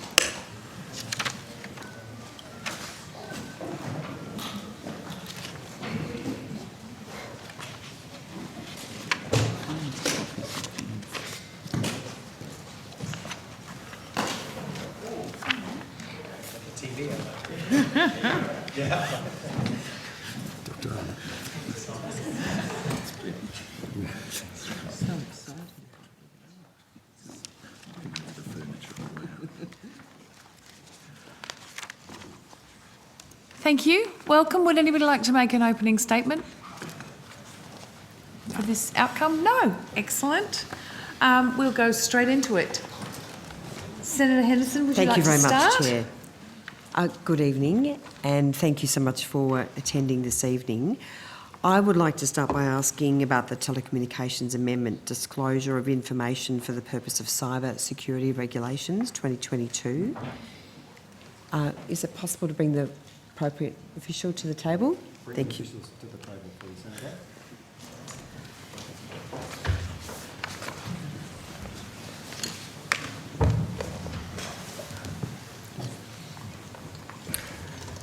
So I can't see your name. It's just Mr. Cabbage, thank you. On the 6th of October, the government made an announcement, so the Minister for Communications and the Treasurer, in relation to these changes to the regulations, which spoke about the importance of giving the banks access to Optus customers' data so that the banks could red flag any potential irregularities and avert any potential fraud. Can you give me an update about how much of that data has been shared and how many banks have participated in that scheme so far? Certainly, Senator. Tristan Cathage, Assistant Secretary, Telecommunications Market Policy Branch. The latest information we have from Optus is that information has been disclosed to financial institutions from the 18th of November. As we understand it, Optus has been working over the last couple of weeks with financial institutions to put in place appropriate protocols as required by the regulations to allow the disclosure of that information. I would need to take on notice the number of financial institutions that Optus has been able to disclose information to, and also in terms of the volume of that data. Well, because my information is that so far there's been no disclosure from any of the banks. There's been no sharing of data. So are you confident that there's been any of the banks have shared data? So the way the regulations work is that Optus would share information with financial institutions. Receiving the shared data. That's right. Let me correct myself. So I'll ask you that question. I'll ask you that question again. So my information is that Optus has not shared data with any of the banks or financial institutions. Is that correct? Not according to the information provided to us by Optus. And so which banks have received information? As I mentioned, Senator, I will need to take on notice the names of the financial institutions that have received data. I might be able to help. Senator Matthew Bryant, First Assistant Secretary, Communications Infrastructure Division. When developing those regulations, we consulted closely with the ACCC and their scams area. They were very strongly of the view that we should not disclose the names of entities that receive the data, as it would act as a kind of roadmap for entities that had put in place enhanced cybersecurity protections and entities that had not. So we are not proposing to disclose the names of financial services entities or government entities that have accessed that data and put those enhanced protections in place. We are instead working with the ACCC to disclose in their annual reports an aggregated report on the number of entities that have received the data, but not disclose the identities of those. Can you provide me with, or provide the committee with that particular advice in relation to those disclosure requirements? At the time of making the announcement, the government said it had undertaken extensive consultation as so far as the design of these regulations are concerned. But my advice is that there were a whole lot of holes in that consultation. So, for instance, the banks were blindsided in relation to the fact that they needed to enter into an enforceable undertaking with the ACCC. And then APRA became involved and required an attestation statement in relation to the banks complying with ASIC obligations. And then, as I understand it, Optus then required the banks to enter into data sharing agreements, and they've only just been issued. Yeah, are very, I very... think the advice you received is incorrect, Senator. The banks are closely involved in developing the regulations and they are aware of all those requirements early in the piece. Well, could you provide me with evidence to that effect? In terms of, could you provide me with the consultation? I just provided you verbal evidence, but I could take on notice. Yeah, take that on notice in relation to certainly insofar as the advice that you gave the banks that they would be required. We can tell you when the meetings occurred. If So no, Mr. Bryan. What I'm interested in, apart from when they occurred, is also the substantive consultation that occurred between the banks, because I think it's fair to say the banks were very keen to do the right thing, to make sure that they could identify potential fraud, who obviously customers who are also Optus customers, and weeks ticked past and no information was shared. So the banks have now identified customers by way of people who have actually made payments to Optus as one way to identify or red flag any potential issues with their banking customers. But the compliance obligations on the banks were onerous, and I would put it to you that they were not aware that they would be required to enter into enforceable undertakings with the ACCC, that they've now been required to enter into very onerous obligations insofar as their ASIC obligations are concerned, and there are also concerns in relation to the civil penalties that they would face if they were to breach the enforceable undertakings with the ACCC. That's incorrect. They're aware of all those aspects. But I would greatly appreciate if you could provide me with that evidence, including all documents, emails, briefing papers and the like, between the Minister, the Department and the banks or the bank's representatives, so you could perhaps demonstrate the level of consultation. And I kind of understand you want me to take that on notice and come back to you with documents rather than step through the process and provide the evidence now. When was the first... Very happy to do that, Senator. On what date was the first... on what date did Optus first share any of its information with any bank or financial institution under these new regulations? I'll take that on notice, Senator.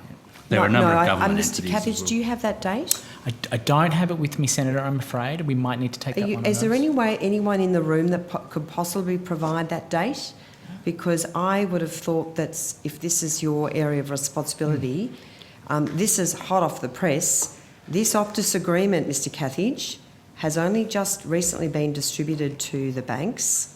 So I would suggest to you that if you don't have that date before you, or an approximate date, is there anyone in the room or who's listening who might be able to provide that date and come back during the time that you're before the committee? Senator, the official, Richard Whittier, Deputy Secretary, I think Mr Cathedge gave you an indication earlier of when the agreements were settled for the sharing of information and the date upon which that occurred. We will get you the answer on notice. We don't. Well, it looked like Mr Mr Cathedge was about to answer here. that agreement, and then Mr Bryan might have stepped in to sort of suggest that he take it on notice. It just looked a bit. I guess, Senator... And you are required to answer to the full knowledge that you have in relation to that question. Absolutely, Senator. And I guess we've had a number of conversations with Optus over the last few weeks, so I just don't want to mislead you and provide you the wrong date. I really would like to check. So when was the agreements between Optus and the banks finalised? Could you tell me that? I don't have that information, Senator. All I have is what I provided you earlier, that the first data sharing with bank occurred on 18 November. On 18 November. So that was only a number of days ago, and so that was the first time that there'd been any data sharing? As I understand it, as advised by Optus.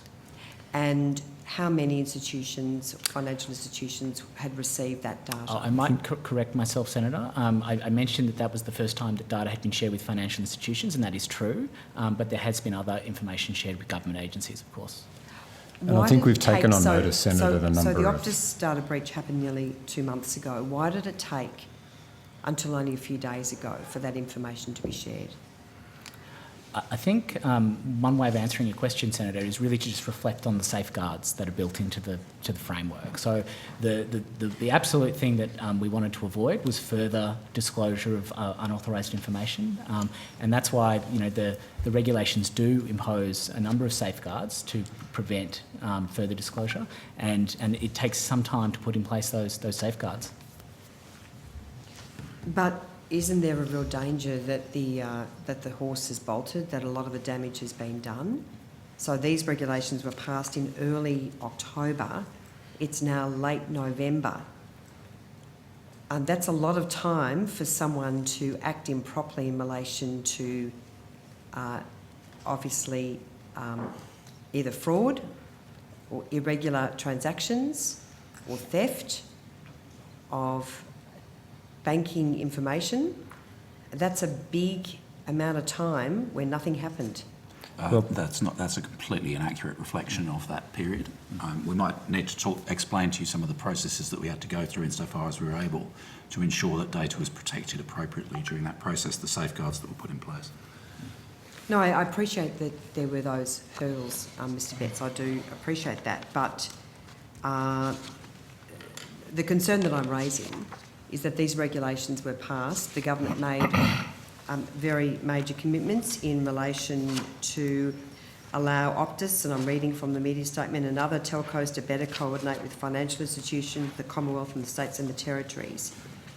And yet, only a number of days ago, has there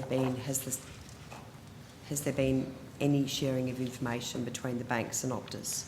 What about other entities under these regulations? When did that data sharing commence? I don't have that information with me, Senator, but we can provide that on notice and the kinds of entities.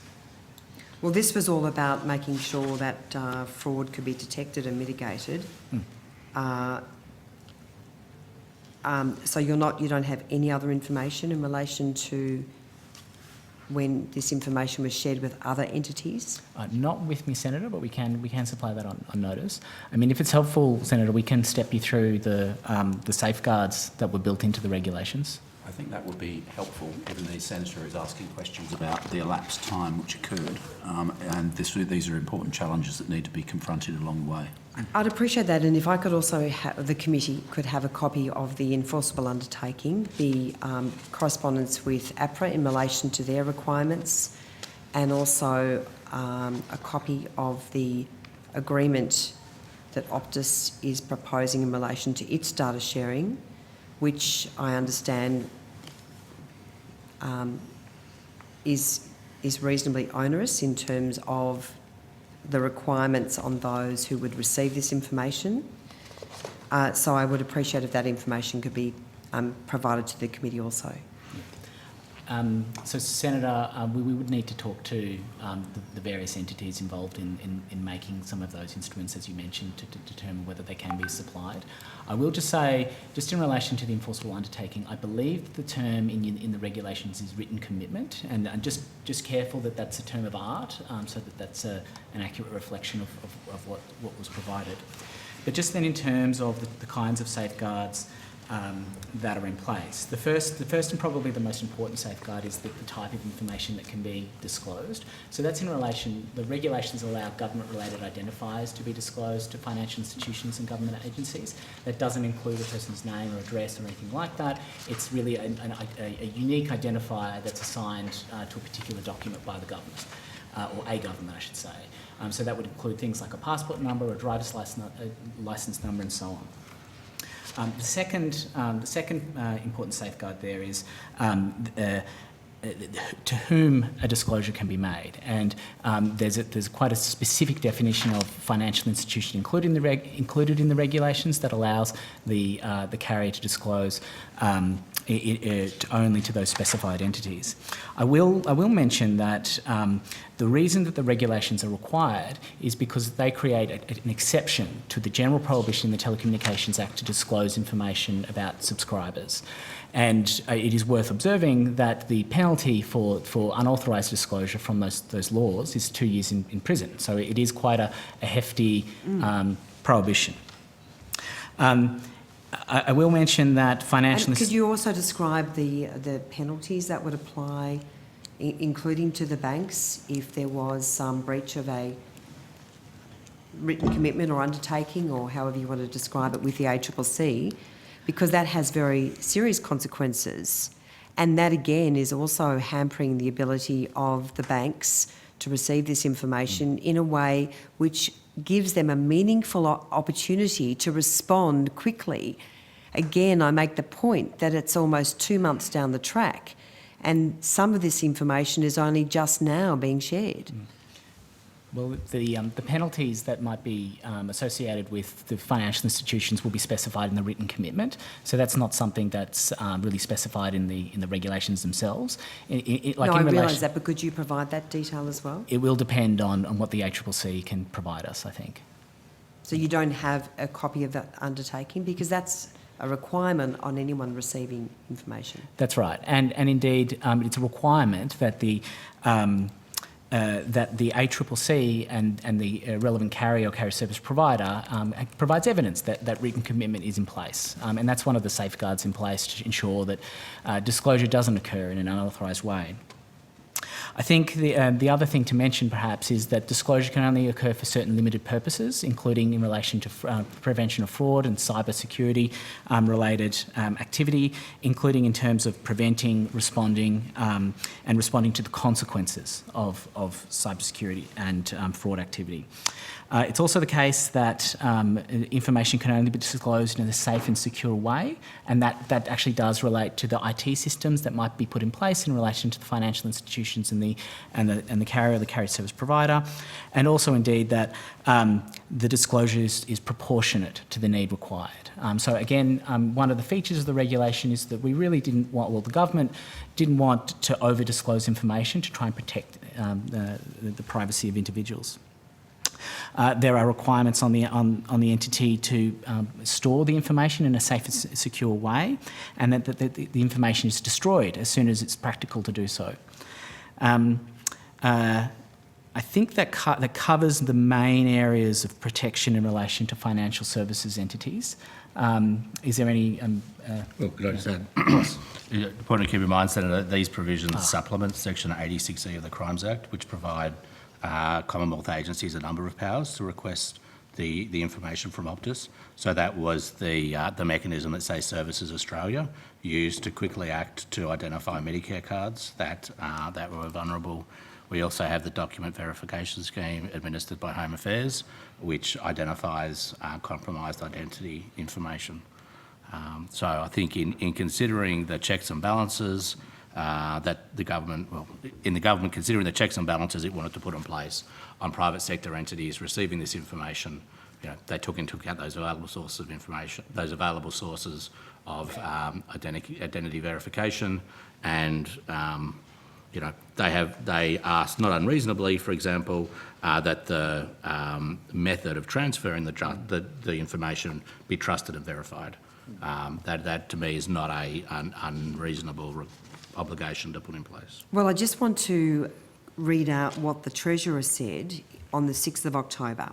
Our government has been working in lockstep with banks and financial regulators to facilitate the safe and secure sharing of data between Optus and regulated financial institutions with appropriate safeguards to improve consumer protection. And then Minister Rowland, in the same statement, was quoted as saying, the Albanese government takes seriously the protection of personal information. The proposed regulations have been carefully designed with strong privacy and security safeguards to ensure that only limited information can be made available for designated purposes. This will enable Optus, of the financial services sector, and relevant agencies to work together more effectively to implement enhanced monitoring and safeguards to protect customers affected by the breach. And I again put it to you that given this very significant lag in time where there's all of these major regulatory hurdles for the banks, including enhanced reporting, designing new systems, that the sharing of information did not occur for close to 2 months. And that has meant a 2-month window where cyber criminals could use this data and the banks were effectively helpless to do anything about it. Last question. Senator, I think there's attempting to characterise this as sort of unnecessarily slow is not a fair characterisation of the effort being put in both across government in a variety of agencies in response to this particular incident, as well as the efforts that went into developing the regulations Mr. along the Windeyer, with lines you've respect, outlined. it is too slow because these cyber criminals Senator, are working very, very quickly. Senator, I understand appreciate that, that but these you have were, suggested- excuse me, I appreciate that these were announced in early October, but the fact of the matter is that there has been a massive window of time for cyber criminals to act improperly, to steal people's information, and the banks have largely been constrained by these huge hurdles, huge compliance hurdles, and civil penalties that they would face if they breach inadvertently one of the many requirements imposed on the banks, and which of course creates a whole other world of legal complexity. Senator, I think what you've characterised as hurdles, we're characterising as safeguards. And these are Well, things the designed to protect. safeguards have meant that no data was shared They until are- a they couple are of days safeguards- ago, they are safeguards giving Mr. designed Windeyer, to- giving a very big window for the cyber criminals to get in there and to cause further harm to Optus customers. Well, Senator, I'm sorry, but we would take the view that what was put in place and what you're described as regulatory hurdles were carefully and deliberately designed safeguards, designed in conjunction with the entities we're talking about, with lots of consultation, and designed to make sure that we didn't further risk consumers and Australian citizens' data being disclosed in an unauthorised way. But the net result of that is... So, Senator Henderson, we need to just share last the question, call. Chair. The net I've let result you of that, go well over time. Sure, and I appreciate that. Very last question. Sure. The net result, Mr. Windeyer, is that this information has not been shared in any sort of reasonable time frame as the government committed it would do.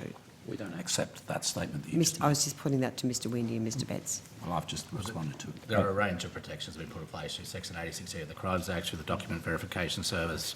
These additional steps, they do provide information relating to millions of people, to private sector entities. At no stage do the Optus customers consent to the transfer of the information from Optus to the financial services entities.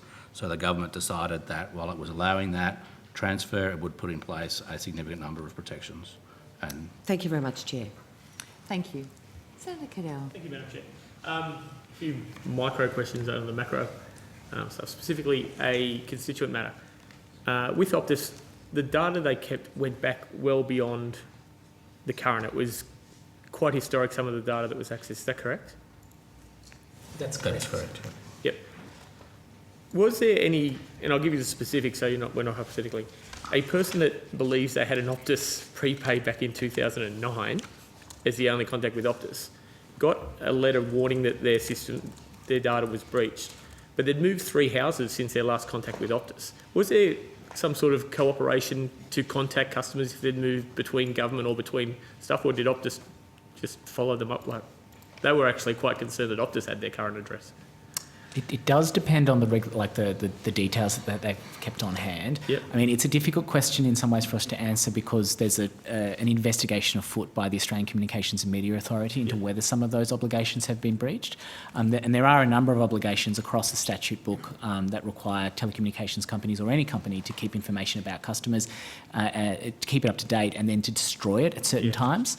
So it is a difficult question for us to answer without some of the specifics. But I think your question was in a sense, how did a provider that they haven't had dealings with for some years, they still managed to find them? Look, we'd have to take on notice to see whether we can get an answer to that. I mean, I think the point, the key was Optus worked extremely hard to identify customers or people where it did have information on file that had been disclosed, and then do its utmost to find a way of contacting them and bringing that to their attention. Exactly how they identified where to contact this person that had been a previous customer of theirs, we'd have to take that on notice and see if we can find anything out, Senator. Now, I have strong confidence that you won't be able to answer this question, but I'm trying to find a home for where this fits. APRA, AMCOS, are not a government body, the One Music organisation that licenses music. So not in our area of expertise, but they're going around at the moment, and it's in the comms space, potentially, maybe Home Affairs. They're going around marketing a thing called Audu. It's an audio meter that they want to put in commercial businesses to sample sounds and report back. And my concern comes from, given the hack of Optus, things that shouldn't be, given the hack of Medicare, and I found out 2 weeks after AHM, but what growth can the communication department have on new devices coming in? This is essentially a listening device in every commercial premises they want in Australia. Is there any spectre that your department has? What department would have lead on looking at that? Because I don't think it would have been something that we would have been on the lookout. It's called an Audu. They want you to plug it in. It'll sample sounds. It's got a digital communication device. Can be hacked. I think there is, conspiracy theories, tin hats, but yeah. No, I mean, Senator, and Mr Cathedge might have more to add. I think you said you didn't think we'd be able to answer the question. I think I'm going to confirm your suspicion. But there are, Home Affairs would have, would be one agency worth talking to about this. They have done work around security and appropriate security standards and that ought to apply to Internet of Things devices that are increasingly, of which there is an enormous proliferation. I mean, everything from baby monitors through to possibly this thing. And so there are devices which are designed to pick up and hear things and transmit that back. I mean, baby monitors are one such device. So Home Affairs has taken steps and worked with bits of the industry to look at security around Internet of Things devices. That's probably the best place I would go. I think perhaps 3 other things to note. Generally speaking, the framework that we look after, the Telecommunications Act, that's really about the public telecommunications network. It stops at what's called the network boundary. Usually devices within the premises aren't really captured by the framework. However, in addition to Home Affairs, I think the Attorney General's Department would be an interesting stakeholder to talk to. They look after 3 different acts that are relevant here. One is the Device Surveillances Act. The second is the Telecommunications Interception and Access Act. And the third one is probably the Privacy Act that has some relevance. Thank you very much. I live in a lovely seaside village with 2,500 people, and every time it rains, my NBN becomes optional. I've gone to a Starlink. Does Starlink fit under your criteria as a telecommunication? Do they have to follow the same criteria for security with you guys? Well, in effect, I mean, yes, Starlink is it's a public telecommunications service that you are purchasing if you're purchasing Starlink. So they are caught, in a sense, within our telco regulatory framework. I just saw my payment went to Singapore. I was just checking that there was no dodging of authorisation or anything like that. No, that is, the services offered by those types of satellite constellations are are caught within the Australian Telecoms regulatory framework. Thank you. That's what I've got. Chair?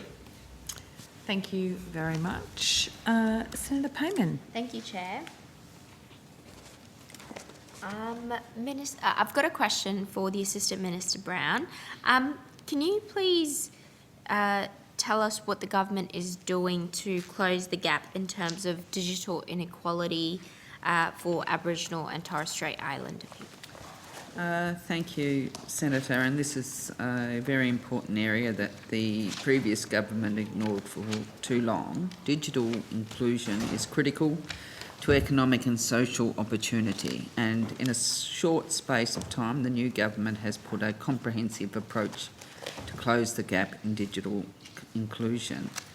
In 2020, the Australian Digital Inclusion Index showed that First Nations people had concerningly low levels of inclusion, approximately 8 points below the national average. This average obscures the outliers. While some urban Indigenous Australians have equal or even higher levels of digital inclusion, many regional, rural and especially remote Indigenous communities have disturbingly low levels of digital inclusion. There has been a modest improvement over recent years and some good initiatives, especially from NBN Co and Telstra, but much more needs to be done. Target 17 in the National Agreement on Closing the Gap is very clear. It commits to the goal of elimination of digital inequality for Aboriginal and Torres Strait Islanders by 2026. Thank you, Minister. And I'd like to ask the department if you could describe to us, are there any elements of closing the gap that you take carriage of? And if so, could you step us through what that looks like? Senator, we can, with respect to those elements of closing the gap that fall within the communications side of the department, I might ask Dr Ashurst to talk to you around. That's obviously in terms of the digital inequality that we were just talking about, yes. Yes, thank you. Dr Jason Ashurst, Assistant Secretary of the Productivity and Technology Branch. In terms of the Minister for Communications area of responsibility, her focus there and responsibility is on Target 17, which is around, as the Assistant Minister indicated, equal levels of digital inclusion for First Nations people by 2026. So there are a number of elements under that the government's focused on and delivering. At the moment, as per the budget announcement, the key one is the establishment of a First Nations Digital Advisory Group to help support delivery of Target 17 by that due date, as well as deliver on potential measures and activities to reach that target. Would you like to add? There are a number of. We see that there are a number of funding programs which we would expect to be able to help quite directly assist in the connectivity component of the inclusion challenge and help with meeting Target 17. So as part of the government's commitment to a range of telco investment funding programs, we'd expect some of that to be targeted to Indigenous communities and work towards Target 17. Thank you. That's all from me, Chair. There's been some chatter about the resilience funding, communications resilience funding being cut. I wonder, can the department just step us through, whoever's relevant, whether that funding measure has seen a drop and what measures sit within that communications resilience? Senator, I'll get some other officers to come to the table, but. Just for clarity, can I ask, is that the one, just so I can understand, is that the $106 million, the disaster resilience, that pot of funding, is that that was in the March No, it's budget? the communication resilience. I think it's, and I'm not entirely sure of how much is in there. I guess that's why I'm really trying to clarify what is in it and what, because people have been saying, oh, has that been cut?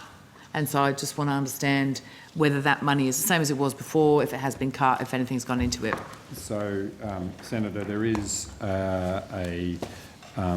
within one of the funding elements that the government came through the October budget, there is a resilience component which has a notional funding associated with it of $100 million, which would be used for a number of a range of resilience activities that will be worked through. That is notionally, I say a notional allocation because it's part of a broader program, but that's the current sort of earmarked amount, I guess, within that broader program we'd be proposing for resilience. I think did you also ask what are the sort of elements or things we expect to do with it? Yeah. Look, I might just throw to Mr. Patterson to step through the sort of how we're seeing that being that 100 being broken up and expended. Okay, thank you for your question. Lachlan Patterson, First Assistant Secretary, Communication Services and Consumer Division. This is one, the resilience part, as Richard mentioned, is part of this $400 million proposal under the Better Connectivity Plan, but it's a fungible amount which will, depending upon the demand that actually arises. There's three main elements. Myself and my colleague Phil Smurthwaite can talk about one of the elements, but I'll have to ask some of my colleagues to come and talk about the other elements, if that's okay. Thank you. The element that we're responsible for is based upon the Mobile Network Hardening Program, which is part of the existing STAND program. This basically we've had two stages to this so far. This is actually about providing resilience at mobile base stations. And there's a few elements around that. A lot of it is actually power related, about power upgrades, extended battery life, automatically remotely generated generators you can turn on and off and so forth. But some of the experience during the floods and also especially the bushfires a couple of years ago is often the base stations were perfectly able to operate other than the fact that the mains power had gone, and so it couldn't operate until such time as you reconnected that power. So putting in extended battery life would then give the telcos time to actually go in and solve those issues. So the stage one dealt with the first 2 rounds of the mobile black spot program, where before we had an actual sort of battery life component, and then the second stage was open more generally to just base stations across the carriers' networks. Now, having probably slightly cramped my colleague's style, I just see if Mr Smurthwaite has anything he'd like to add to that. I'm sure you can still shine, Mr Smurthwaite. Thank you. Phil Smurthwaite from the Regional Communications Branch. So in addition to the battery upgrades, which is by far the largest element of our plan at the moment, a couple of other things that are also quite important. In transmission resilience, if I could describe it perhaps as a daisy chain, where if you have 5 base stations joined together and you lose the top one which feeds back into the network, even though there's nothing wrong with the other 4 or 5, they can't get back into the network. So one of the options is to provide some redundancy in those pathways, such that if one of those base stations does go down that's a key feeder, then it's able to route around to a separate section. So that's another one. And we're also doing some physical hardening of sites through that program. So actual asset protection at individual vulnerable base stations, and that could be, well, clearing vegetation is one element of it, but it's actually physically hardening the electrical around the tower and things of that nature, so that in the event the fire does strike that base station, there are more chances that it'll stand up. So that's the nature of the network hardening program. First 2 stages have funded around about 1,000 upgrades. For how much expenditure was that? $23 million. And the nominal amount under the program going forward is 30 million, and we've funded over 1,000 with a smaller amount of funding, so we're quite helpful. Before I pass to one of my colleagues, I'll just mention that under the regional connectivity program, some of those projects have relevance to resilience issues, because, for example, if you close the loop on a backhaul, if you have a break in it, you lose the service. But if you can actually provide a circle or a loop and it gets damaged, you can still often get that backhaul into these facilities, so they'll still operate. So we do things like that, that kind of future-proof them to problems. Very quickly, though, I might ask. I'll do it. You'll do it? Okay. Yeah, I was just going to say, Senator, That was very smooth, Senator. Well, the other 2 elements, and in a sense, which are probably, I mean, the element Mr. Patterson, Mr. Smurthwaite's talked about, build on a program that we have had and run previously quite successfully.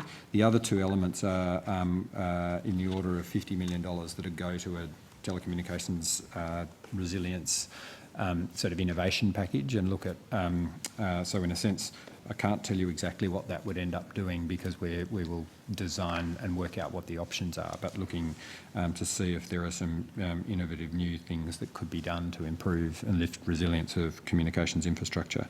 And the third component is $20 million towards strengthening or resilience for the purposes of broadcasting communications infrastructure, noting in particular the role that, for example, ABC plays as an emergency broadcaster, and so looking at resilience of ABC AM broadcasting sites. In a sense, a little bit like thinking the way we've thought about the mobile network hardening program, but that's a new space to go into with respect to shoring up the emergency broadcasting services the ABC delivers. And is it with the emergency broadcasting? I just say this because I've been meeting with some regional radio stations. The emergency broadcast, obviously ABC, the stronger it is, the more able it is to withstand whatever might be thrown at it in this great country of ours. But in terms of is there a linkage from the ABC to those other smaller providers that may actually, I'm thinking of a couple in particular who broadcast into remote Aboriginal communities. Is there any backup piece there? Are you asking in relation to whether there's any sort of the ABC as an emergency broadcaster helps or works with community radio stations or community radio that might also be in the emergency broadcasting territory? Look, off the top, I will see whether. I'd have to take that on notice, I think, Senator, to be honest. I mean, it is certainly the case that there are obviously other radio organisations that can provide a really important service during emergencies. But as to how take it on notice for the specific areas. Yeah, but as to quite how that works between the ABC and those, and in particular with respect to Indigenous broadcasters, we'll take that on notice. So I'll make one observation though, which is these tower sites are often used by multiple providers. So if you're doing something to the site for one provider, I it think would have that's flow and impacts to the other providers operating off that tower as well. It would give them, of course. Thank you very much. There's lots of different departments doing stuff. We're looking at a process of charging stations and stuff for electric cars, hydrogen cars being built out through the bush. The talk between departments where that infrastructure, if they're going to bring power to sites in regional areas, if they're going to bring that sort of stuff, where we can piggyback and get more bang for our buck by putting communications based on that as well, or is not really a mechanism for doing that? I think, Senator, that's a really good question, and but it's early days. Yep. It's certainly the case that there is lots of discussion going on about the opportunities for harnessing or sort of taking advantage of the synergy of the fact that you do have roadside located and like communications equipment located in a variety of locations, and all of that requires power, and how does that fit with electric charging and vehicle charging? That is absolutely something that's being discussed, but I think it's sort of early days to work out exactly where the synergies are and the opportunities are on that. Thank you. I would say, Chair, and it's not for this committee, but the government does have a broader emergency response fund which delivers $200 million a year for resilience and natural disaster preparedness. So just to round out the response that's already been given by the department, and I'm not sure if there was any further information that could be provided. Well, I mean, I certainly can speak a little bit to the Innovation Fund that Mr Windier referred to earlier. So you might be aware, Senator, that the department had been working on the Strengthening Telecommunications Against Natural Disaster package, which was rolled out relatively successfully. And the Telecommunications Resilience Disaster Innovation Fund or program, as been announced in the budget, is really building on that program and sort of instead of going to the market and seeking a particular solution, instead the objective of the program is to take a problem to the market and ask for innovations to come in to see whether or not there's a better way of solving some of these problems. In thinking about sort of some of our experiences in dealing with natural disasters and thinking about the kinds of problems that one might try and solve, we have developed a series of themes that will be rolled out or will be considered as part of the program. And I should mention that, I mean, obviously all of this is subject to consultation that will occur in terms of the program guidelines and how the program might work. But some of the early themes include power resilience, and there's already been some discussion about how important that has proved in terms of telecommunications resilience. Deployable solutions, so the extent to which a telecommunications carrier can deploy cell on wheels or some other innovation, for example a drone that might be able to provide telecommunication services. Satellite connectivity, that has been a really important factor. Certainly in recent natural disasters, many of the STANS satellite services have been used to provide services to communities that have been devastated by natural disasters, and so there's a question there in our minds about whether or not satellites can play a larger role in the future. A question in our minds about the extent to which telecommunication services should just focus on critical services like access to 000 or FPOS connectivity. And then finally a question about coordination and data sharing and whether there's innovations in that space that could be brought together to sort of save people's lives in effect. Thank you. Senator Cadell, did you have any further follow-up questions from there? Senator Henderson. Thank you very much, Chair. Look, I just wanted to clarify the reference to the $100 million resilience amount that you referenced in your in your response before, where is that mentioned in the budget papers, Mr. Windia? Senator, it's not listed as a program in the budget. It is a subset, I think, as I indicated, of one of the the $400 million commitment. Mr. Patterson, so it's a subset of. Is it? This is on. The Better Connectivity Plan for Regional It's the Rural subset Australia. of 400 million over 5 years. Of course, as you gave evidence last time, there has been an overall cut over 4 years of $101 million under various regional connectivity programs. That's not so accurate. you're now saying that suddenly this 100 million. Where did the $100 million come from? And is it concerned when you talk about resilience? I referenced the fact that the Coalition had delivered a $106 million disaster resilience telecommunications program as part of $811 million of its regional connectivity program. That disappeared in Labor's budget. So now I'm trying to understand where this $100 million came from.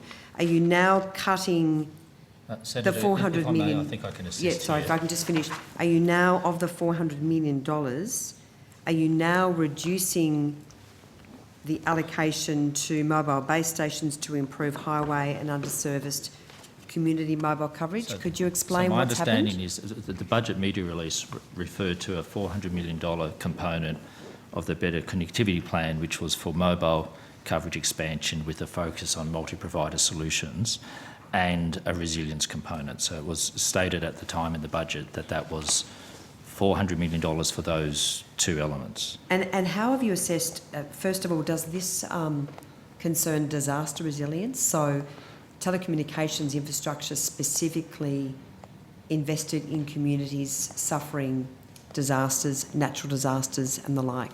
It is absolutely focused on resilience of telecommunications networks, obviously. With But respect not, to you disasters. haven't got the word disaster resilience, so can I clarify that you're talking about resilience but not natural disaster resilience? No, Senator, we're definitely talking about natural disaster resilience. We're talking about resilience in the broad, but absolutely natural Right, disaster. well, there's no mention of natural disaster I don't think that in the budget papers. constrains how we roll it out. I think we've just described in Has- exhaustive detail the uses to which that $100 million allocation within the multi-carrier mobile coverage program will be put, and we've gone through all the various line items which are absolutely tied to How is hardening that- and resilience.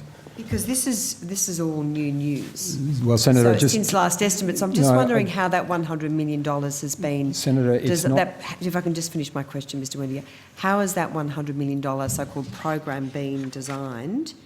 How did you reach that figure? What consultation did you do? And why wasn't this amount referenced in any other statement made by the government? So, Senator, if I may, it is actually referenced in Budget Paper 2 on page 158. Well, I'm looking at page 158. And it says it's $400 million over 5 years from 22-23 to Yep. support the rollout of mobile base stations. No, I'm asking about the $100 million. And then it said within that. So where is that referenced? Sorry, I can't see your name. I apologise. This Oh, no, anyway. sorry, my apologies. Yeah, Mr Patterson, where is that $100 million referenced?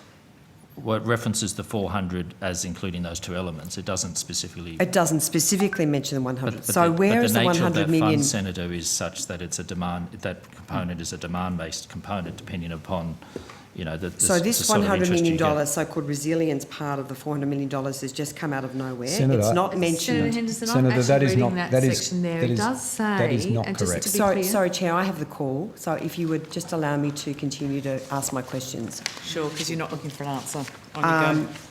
Chair, that's really inappropriate I to know. interject in that way. So now we've clarified there is no reference to $100 million on page 158. That's a sub-program, Se- that's why. Senator, So can I- how have you designed that sub-program? What consultation have you done?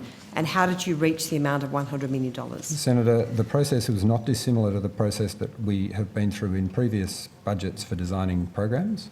And I would note that this idea of having a program, a sub-program within a budget item is not unusual. So this is Mr not Windia, that wasn't my anything new. question. I was asking what consultation did you do?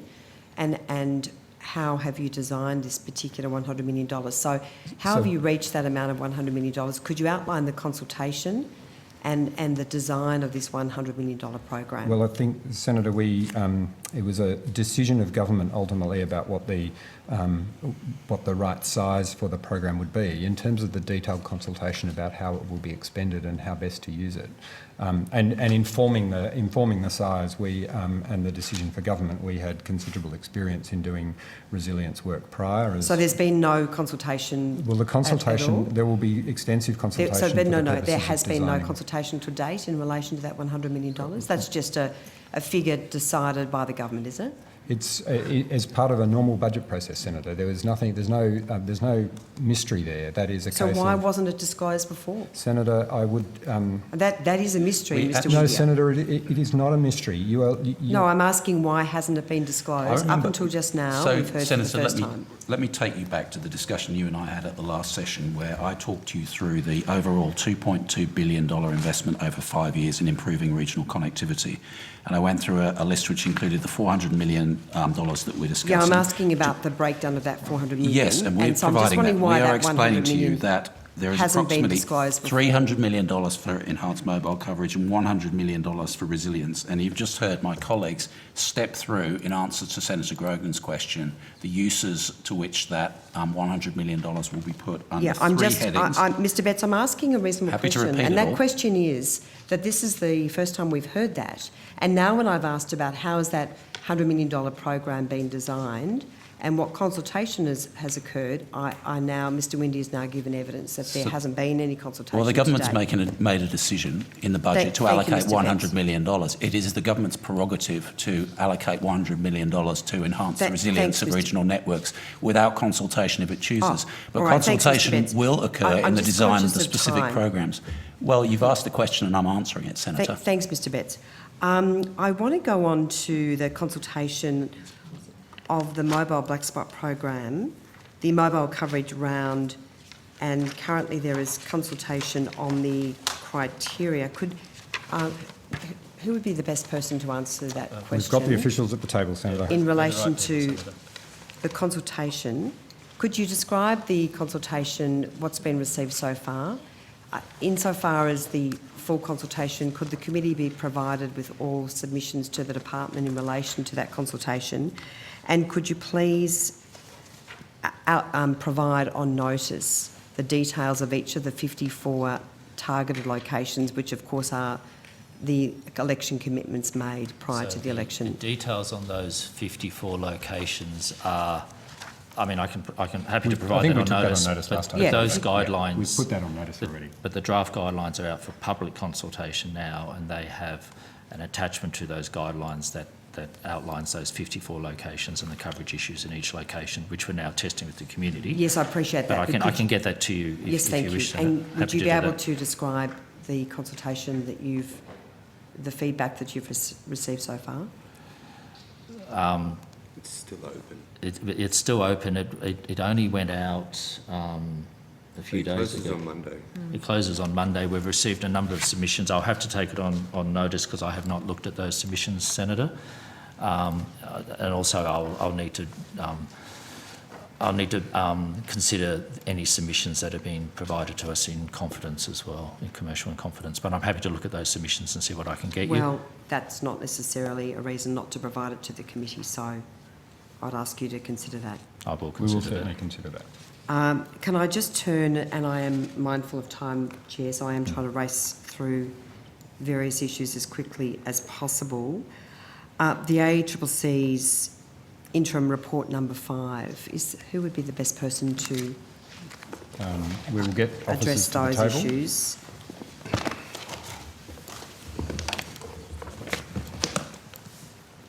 Minister, are you able to, maybe I can turn to you first. The government hasn't made, from my understanding, any response to the ACCC's report, which makes some very important recommendations concerning the need to implement mandatory codes, to report on scams, to hold the big tech platforms to account in a whole range of different ways. It also I'm sorry, I'm just scrolling down my screen here. There's also deep concerns that the ACCC have raised in relation to a range of anti-competitive conduct on the big global platforms, including bundling and tying, self-preferencing, unfair contract terms, restrictions on interoperability, the misuse of data by platforms. These are all critical issues for Australians. Why have we heard nothing from the Albanese Labor government on this very important report? We're happy to respond to that. I'd like to ask the Minister first, please, Mr Betts. Well, I'll ask the department to respond. And Minister, can I, just as the representative of the Minister for Communications, are you able to provide any insight as to why there's been no response from the government? As I said, I'll first go to the department. But Minister, I'm not asking the respond. department, the government. I've been asked you. a question, Chair, and I'm actually responding to the question. So I would please like to be heard without constant interjections. I'm listening for your answer, Minister. Little Miss Manners hasn't quite got there yet. Excuse me. Okay, please it's don't. getting late. Let's just all take a big Minister, breath. I'm very happy to turn to the department, but can I establish that you don't have any information in There is relation plenty to of the information at the Minister's lack of table, and I'm response? asking that. I'm sorry, I should have let you finish. But have you finished?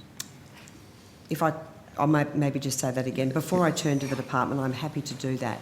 Can I just clarify with you that you don't have any information in relation to the lack of response from the Minister on this very important report?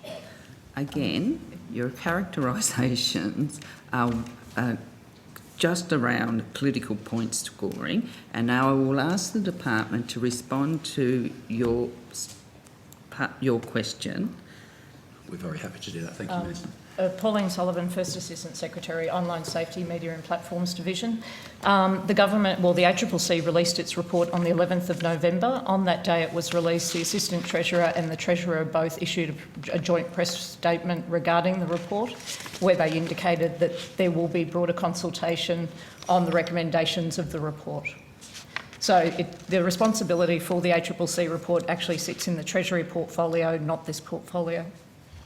But a lot of the issues and recommendations that the ACCC made are directly relevant to the communications portfolio, aren't they? I would argue, Senator, that a lot of the recommendations, because they pertain to digital platforms, have ramifications for a range of portfolios, but because the ACCC is an agency in the Treasury portfolio, they will take the lead on it. No, I don't. And we certainly take an interest in it, and we're working closely with our Treasury colleagues, as will a number of other portfolios I don't who are directly disagree affected. that it cuts across a number of portfolios, but the ACCC's made some very important recommendations, including in relation to matters such as scams, harmful apps, online safety. Yes. Online safety. Yep. So again, I ask, why has there been no response at all on these matters from the Minister for Communications? Because it is to be a whole-of-government response, which is being led by the Treasury. The intention of going out, doing a consultation, and these questions are actually best directed to Treasury, who are the lead. The intention would be to actually have a comprehensive response, which is basically in line with given how comprehensive the report is in the first instance. And I should add, this was the response taken in 2019 when the ACCC released its first digital platforms inquiry. And so what are you able to tell me? Basically, the government now is following exactly the process that was undertaken in 2019. Well, there are obviously some very, very significant issues in relation to matters that are the responsibility of the Minister for Communications, as I mentioned, such as scams, such as the conduct of the big tech platforms in a whole number of different manners. So I am surprised that there's been no comment or nothing publicly said by the Minister for Communications. Can I just make a point for a moment? If I could just interrupt for a moment. We're now on time. I think it's the same question 3 times so far. I wonder if you could try and tighten up so that we can let these good folks go home. Could I ask? Chair, sorry, Senator Henderson. The ACCC report has been indicated, just came in. There was a a release put out in terms of it coming out. It is a report that has the carriage, the Treasurer has the carriage of the report, and the government has already been explained is considering the report. So that would be like government discipline, you might say, of allowing the lead minister to take the lead on any comments. Thank you, Minister.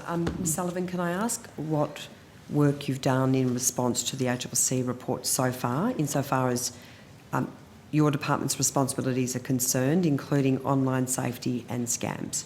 In regards to the specific, the DPSI, well, we've obviously reviewed the report. We will then be feeding into a whole of government process, which will be led by Treasury. And how urgently are you responding to this report? I mean, obviously there's a range of recommendations, and even the ACCC chair herself, in estimates, in questioning, in my questioning of the ACCC chair, was very concerned about the lack of action in relation to scams, for instance. This was actually the day before the report was released. How urgently is the government planning to respond? So in regard to the report, the press release that was issued by the Treasurer and the Assistant Treasurer indicated that they will be going out soon. My understanding is likely to be later this year with a public consultation process. Specific details in regards to the timing of that consultation and so forth are best directed to the Treasury portfolio. In terms of specific issues around scams, there certainly is work underway within this portfolio, which my colleagues can talk to. We did touch on this in the last estimate. In addition, Senator, just observe that I think as we mentioned last time, with respect to the work on scams, that too is shared across portfolios, and the Treasury portfolio, as well as our own, have an interest in scams. So it's not, there's a shared responsibility, or a number of agencies which have an interest and will be working through the significant recommendations. I just want to turn more specifically to scam. Sorry, Minister. Sorry, Senator Henderson. I just wanted to assure you that fighting scams is a high priority for the government, and what has already been indicated, it is a whole of government approach that we're taking to reduce scam losses for Australians. I just want to turn more specifically to ACMA's responsibilities in relation to scams. So they're very much in the domain of the communications portfolio, and obviously following the work that the former coalition government did in relation to changing the regulations so that there are now much greater obligations on the telco companies to block scams, 800 million telephone scams, some 48 million SMS scams. I raised with deep concern the last estimates why there's been no action by the government in relation to other types of scams on over-the-top platforms like the WhatsApp Hey Mum scam. Could you provide the committee with any update on that? And I particularly want to raise concerns, as I did last time, about the linked scam, which is really serious. It's hitting many people's phones almost on a daily basis. There are many millions of Australians that have a Transurban linked account. I'm concerned that the telcos are not being held to account. There are very big fines that can be imposed on the telcos. These scams are coming in almost daily. So why hasn't the government acted on the linked scam, held the telcos to account for allowing this scam to continue, and why hasn't the government done more in relation to asking Transurban to issue warnings to consumers? Senator Kathleen Soleri, Assistant Secretary, Consumer Safeguards. In the linked scam, as you know, issues an alert to customers that they need to pay their linked account. Transurban, who owns the company, Link, the genuine company, has actually issued alerts to its customers to be aware of this scam. But those alerts have been issued by email, isn't that correct? I think so, yes. Yeah, not by SMS. No, I think there's a deliberate reason for that. The way the linked scam operates is that the scam very closely mimics the ID, this SMS sender's ID, and it's able to slip into the stream of messages that are going to, genuine messages that are going to linked customers. Sorry, just to give you some actions that are being undertaken. Linked is actually working with telecommunications providers and the ACMA currently to see what can be done to prevent further distribution of the scam. One of the real challenges with scams like this is trying not to block legitimate messages as opposed to the false messages. So it is a difficult, it's a very difficult topic, but work is underway. So one of the, and I will say that I did have raised this with Transurban, one of the concerns that I raised that there's a confusion between legitimate SMS messages, some of them have got links in them, and the scam texts. So have you asked Transurban to change the way it communicates with customers so that there can be no confusion, so unwitting Australians are not robbed of thousands, possibly hundreds of thousands of dollars or more just in relation to this one scam? The ACMA is the body that's been discussing with Transurban, but as you describe it, that is the actual evil genius of these scammers, in that they're able to perfectly mimic trusted sender IDs. And that's the thing where I think is a lot of work can be done with consumers to increase their scam literacy around what to look for. Transurban, my understanding is that they have communicated with their customer base about what their messages will look like, but you do have to have that certain level of vigilance around messages that you receive, and importantly, ones that you click on. So is the government intending to take any action in relation to providing a greater level of warnings to consumers? Because as I said before, I understand that those warnings have only been sent out via email and not via SMS. At the end of the day, the buck stops with the government in protecting Australians from these scams. I would put it to you that the government is not doing enough. Well, at the moment, I think, Chair, that I completely reject that assertion. The fighting scams is a high priority for the government, and the government recognises the need for the private sector to lift its effort to stop scams. The government has also committed to strengthening codes to clearly define the private sector's responsibilities for protecting consumers. We've committed $12.6 million to our anti-scams agenda in the October budget, which includes work to establish the National Anti-Scam Centre next year. But this is there's a whole of government work that is going on, and the government will have more to say in the May 2023 budget. Minister, this is happening now. Every day And work Australians is are getting these scams. and work is If I could just put my question to you. Sure. This is happening now, not next May in the budget, not next year. My question is why isn't the government taking stronger action now? Because the estimates of losses of Australians is horrific. The ACCC estimates it's at least $2 billion. It could be as much as $4 billion in a year. It is horrific. So I would put to you, Minister, that the government is not doing enough to stop these scams. There's strong regulatory powers that the telcos have not been held to account in any way in relation to this scam, and nor has the government acted in relation to over-the-top platforms, the WhatsApp Hey Mum platform that I raised at last estimates. It's 6 months now, Minister. Why hasn't the government done anything about those scams, which the ACMA has given evidence saying we don't have the powers currently? So can I just intervene here, Senator Henderson? I would Because like the I'm going Minister to to ask you answer a the question, question. and then they can ask a question. We have provided an adjournment time of 8:45. We've gone over that now. I would like an assessment from you as to how long, just so that people can make arrangements. Chair, do you mind if I just finish that question? Well, I've been and I trying to can come back intervene. you? You've been going for 25 minutes. Well, and you've been look, asking the same question over and over again. Chair, please don't reflect on me. That's not appropriate. I haven't been.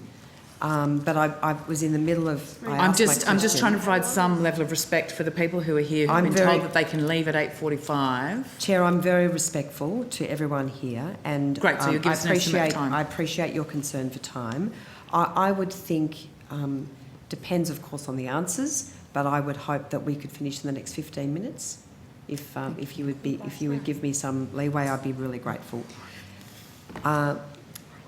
If I could just return to that question, Minister, I'll just ask you that again. I'll try and truncate it, conscious of time. I think she's got the question. I got the question the first time. All right, well, I would the second like to time just and the put to you, why hasn't the government taken action in relation to giving ACMA greater powers to stop scams such as the WhatsApp Hey Mum scam? Well, what I'm going to say again and again, first of all, I reject your assertions in your question. As we know, scammers are becoming more and more sophisticated, and this includes online platforms such as WhatsApp, Facebook Messenger and Instagram, and the government is committed to looking into solutions to reduce the ability. That is why fighting scams, as I've already said, is a high priority of the government. It's not we recognise the need, as I've already said, about the private sector needing to lift its efforts. Now, in the October budget, we committed $12.6 million. I've already said this, to establish the National Anti-Scam Centre. The government is designing a national coordinated response. That is something that the coalition government never did. ACMA, working just to go to the question of Transurban, ACMA are working closely with Transurban over the issue of that scam. So the launch of the Anti-Scam Centre will mean a new long-term whole-of-government approach to reduce scams. That's more than the previous government did. Well, this is not a debating session, but you may not be aware of the very extensive work that the coalition government did, Minister, in relation to holding the telecommunications carriers to account for both telephone and SMS scams. In any event, there is a regulatory gap. Rather than looking into it, is the government planning to give ACMA greater powers to address over-the-top scams on WhatsApp and other such digital platform scams? I've already answered that the government is taking it's a whole of government approach. It's a top priority for the government. When is the government going to take some action? We've already taken action. I've already responded to that question. No, in terms I've gone of, through in terms the of action. providing these... I've already told you that that we are coordinating a whole of government approach, an approach that the coalition never took that step. So, Minister, if I could just ask, you've indicated you're looking into these issues. Australians don't want to wait until next May in the budget. If you don't have a timeline, are you able to take that on notice and come back to the committee with any further information? I'm happy, Senator because Henderson. It is a legitimate I'm happy, Senator concern Henderson, that and I ACMA's heard raised. your question, and of course they're legitimate. The government is very concerned, and the priority of reducing scam losses for Australian is a top priority for the government. I've said it a number of times, but to go to, if I can provide, or the government can provide any more information to going directly to your statements, I will do so. We will do so. Thank you very much, Minister. Can I quickly turn to Australia Post, and I want to ask you about the mobile audit program. We've now heard evidence that from Australia Post that it doesn't have the technology on its own to conduct a mobile phone connectivity audit. Are you able to provide the committee with any update as to the technology that is going to be used, and whether you have the confidence that this audit can be properly conducted throughout the country? Well, Senator, I think I answered this last time. The technology to do the measuring of coverage is not exists, and that is there's no difficulty with that. The question that I think is one that we acknowledged last time and that we're working through, and we said we are still working to design this program, is that we understand there are limitations about the parts of the country that Australia Post vehicles cover. So it's not about the technology required to measure coverage. The question is working out what is the best way of and the best fleet of vehicles, or the best mix of fleets of vehicles to use to assess coverage. And since we last talked, that it remains an issue that we are working through with government on the best way of designing and implementing that commitment. So since you last gave evidence, and then we've had Australia Post before the committee, Australia Post has indicated that it can't do this job on its own, that it's going to need to bring in a third party. Senator, that's never been in... Sorry, if that was unclear, that was never in doubt. What Australia Post brings to this exercise is the possibility of a fleet of vehicles on which to install technology. And that's been... apologies if that was not clear, but that's never been in doubt. The question that what we need to work through is what's the best way of harnessing Australia Post vehicles, and I think I said last time we're considering whether that is the only or the right fleet of vehicles in which to install technology for the purposes of measuring the coverage. But there is absolutely no doubt that a third party will be required for the actual coverage measuring technology, if I can call it that.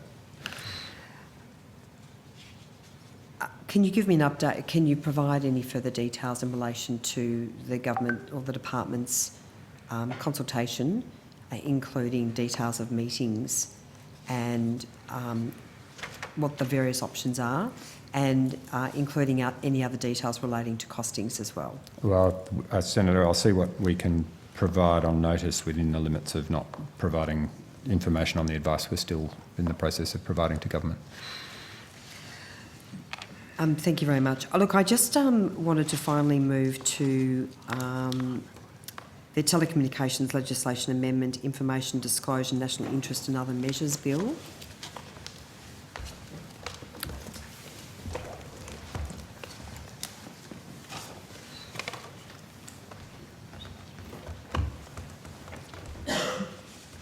Mr Kathy Tello again.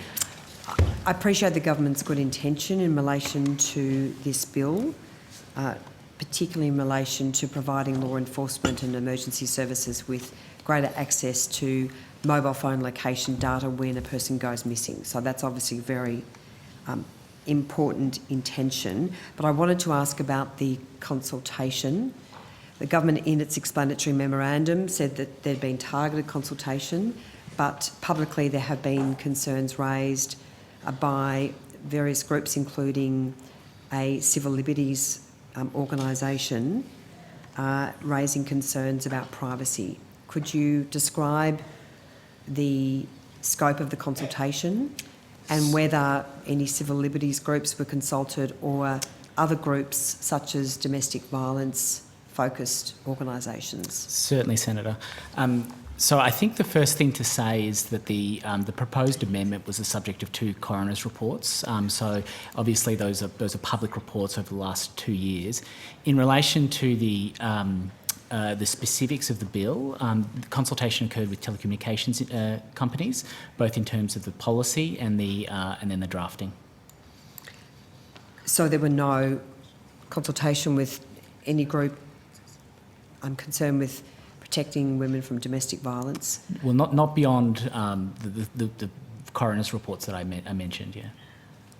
What do you mean by not beyond the coroner's reports? I think so there hasn't been any specific consultation with those groups? Not undertaken by us, no. I mean, one of the concerns that I have, and you know, this might be a remote concern, is the misuse of location data.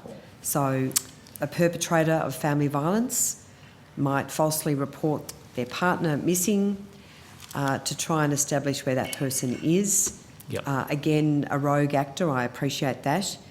And so there are some legitimate concerns in relation to these matters. I'm just concerned perhaps that the government hasn't address those particular issues? Oh, I think that was given consideration during the drafting of the legislation. What I should have mentioned earlier, Senator, Can you provide any evidence in relation to that? Like, have you got any briefing notes or materials in relation? We can have a think about what could be provided, what might exist. Well, but what I should have I'm mentioned, asking if you could provide the committee with all material that evidences what you've just said. Sure. I mean, I will provide evidence now to mention to you, Senator, that we did in fact consult with law enforcement agencies and through something called the Interception Consultative Committee. And I think that one of the things that I should mention is that the concern that you've raised, that's not an uncommon concern in law enforcement circles, and there are quite detailed procedures about the sorts of things that police go through in terms of determining whether or not a request is going to be legitimate or not. We can certainly talk to our AFP colleagues about whether some of those procedures can be supplied to you, but they do take into account the extent to which claims made by a person and the claims to be related to a missing person are legitimate. And I think the thing I will highlight is, and this was made plain, I think, in the explanatory memorandum, is that it's expected that carriers and carrier service providers would place great weight, almost exclusive weight, on the representations made by police forces, rather than people who may contact them and claim that a person has gone missing. I mean, I will also mention that there are quite harsh penalties in relation for telecommunications companies that disclose when an exception to the general prohibition doesn't apply. I mentioned the 2 years in jail, and that applies in this case. And the test for the carrier is determining whether or not there's a serious harm. So that test still needs to be made out, and that does relate to evidence being provided by police forces for that request. Well, I'd appreciate if you could provide full details of the consultation we'll see what we can provide. on notice. We'll see what we can provide. That'd be good. Thank you very much. Chair, I have concluded my questions, so thank you very much for your forbearance. I appreciate it this evening.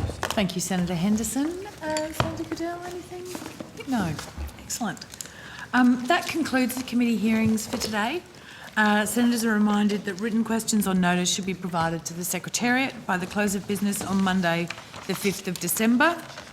And we thank the Ministers Brown and Chisholm and all the witnesses who've given evidence today.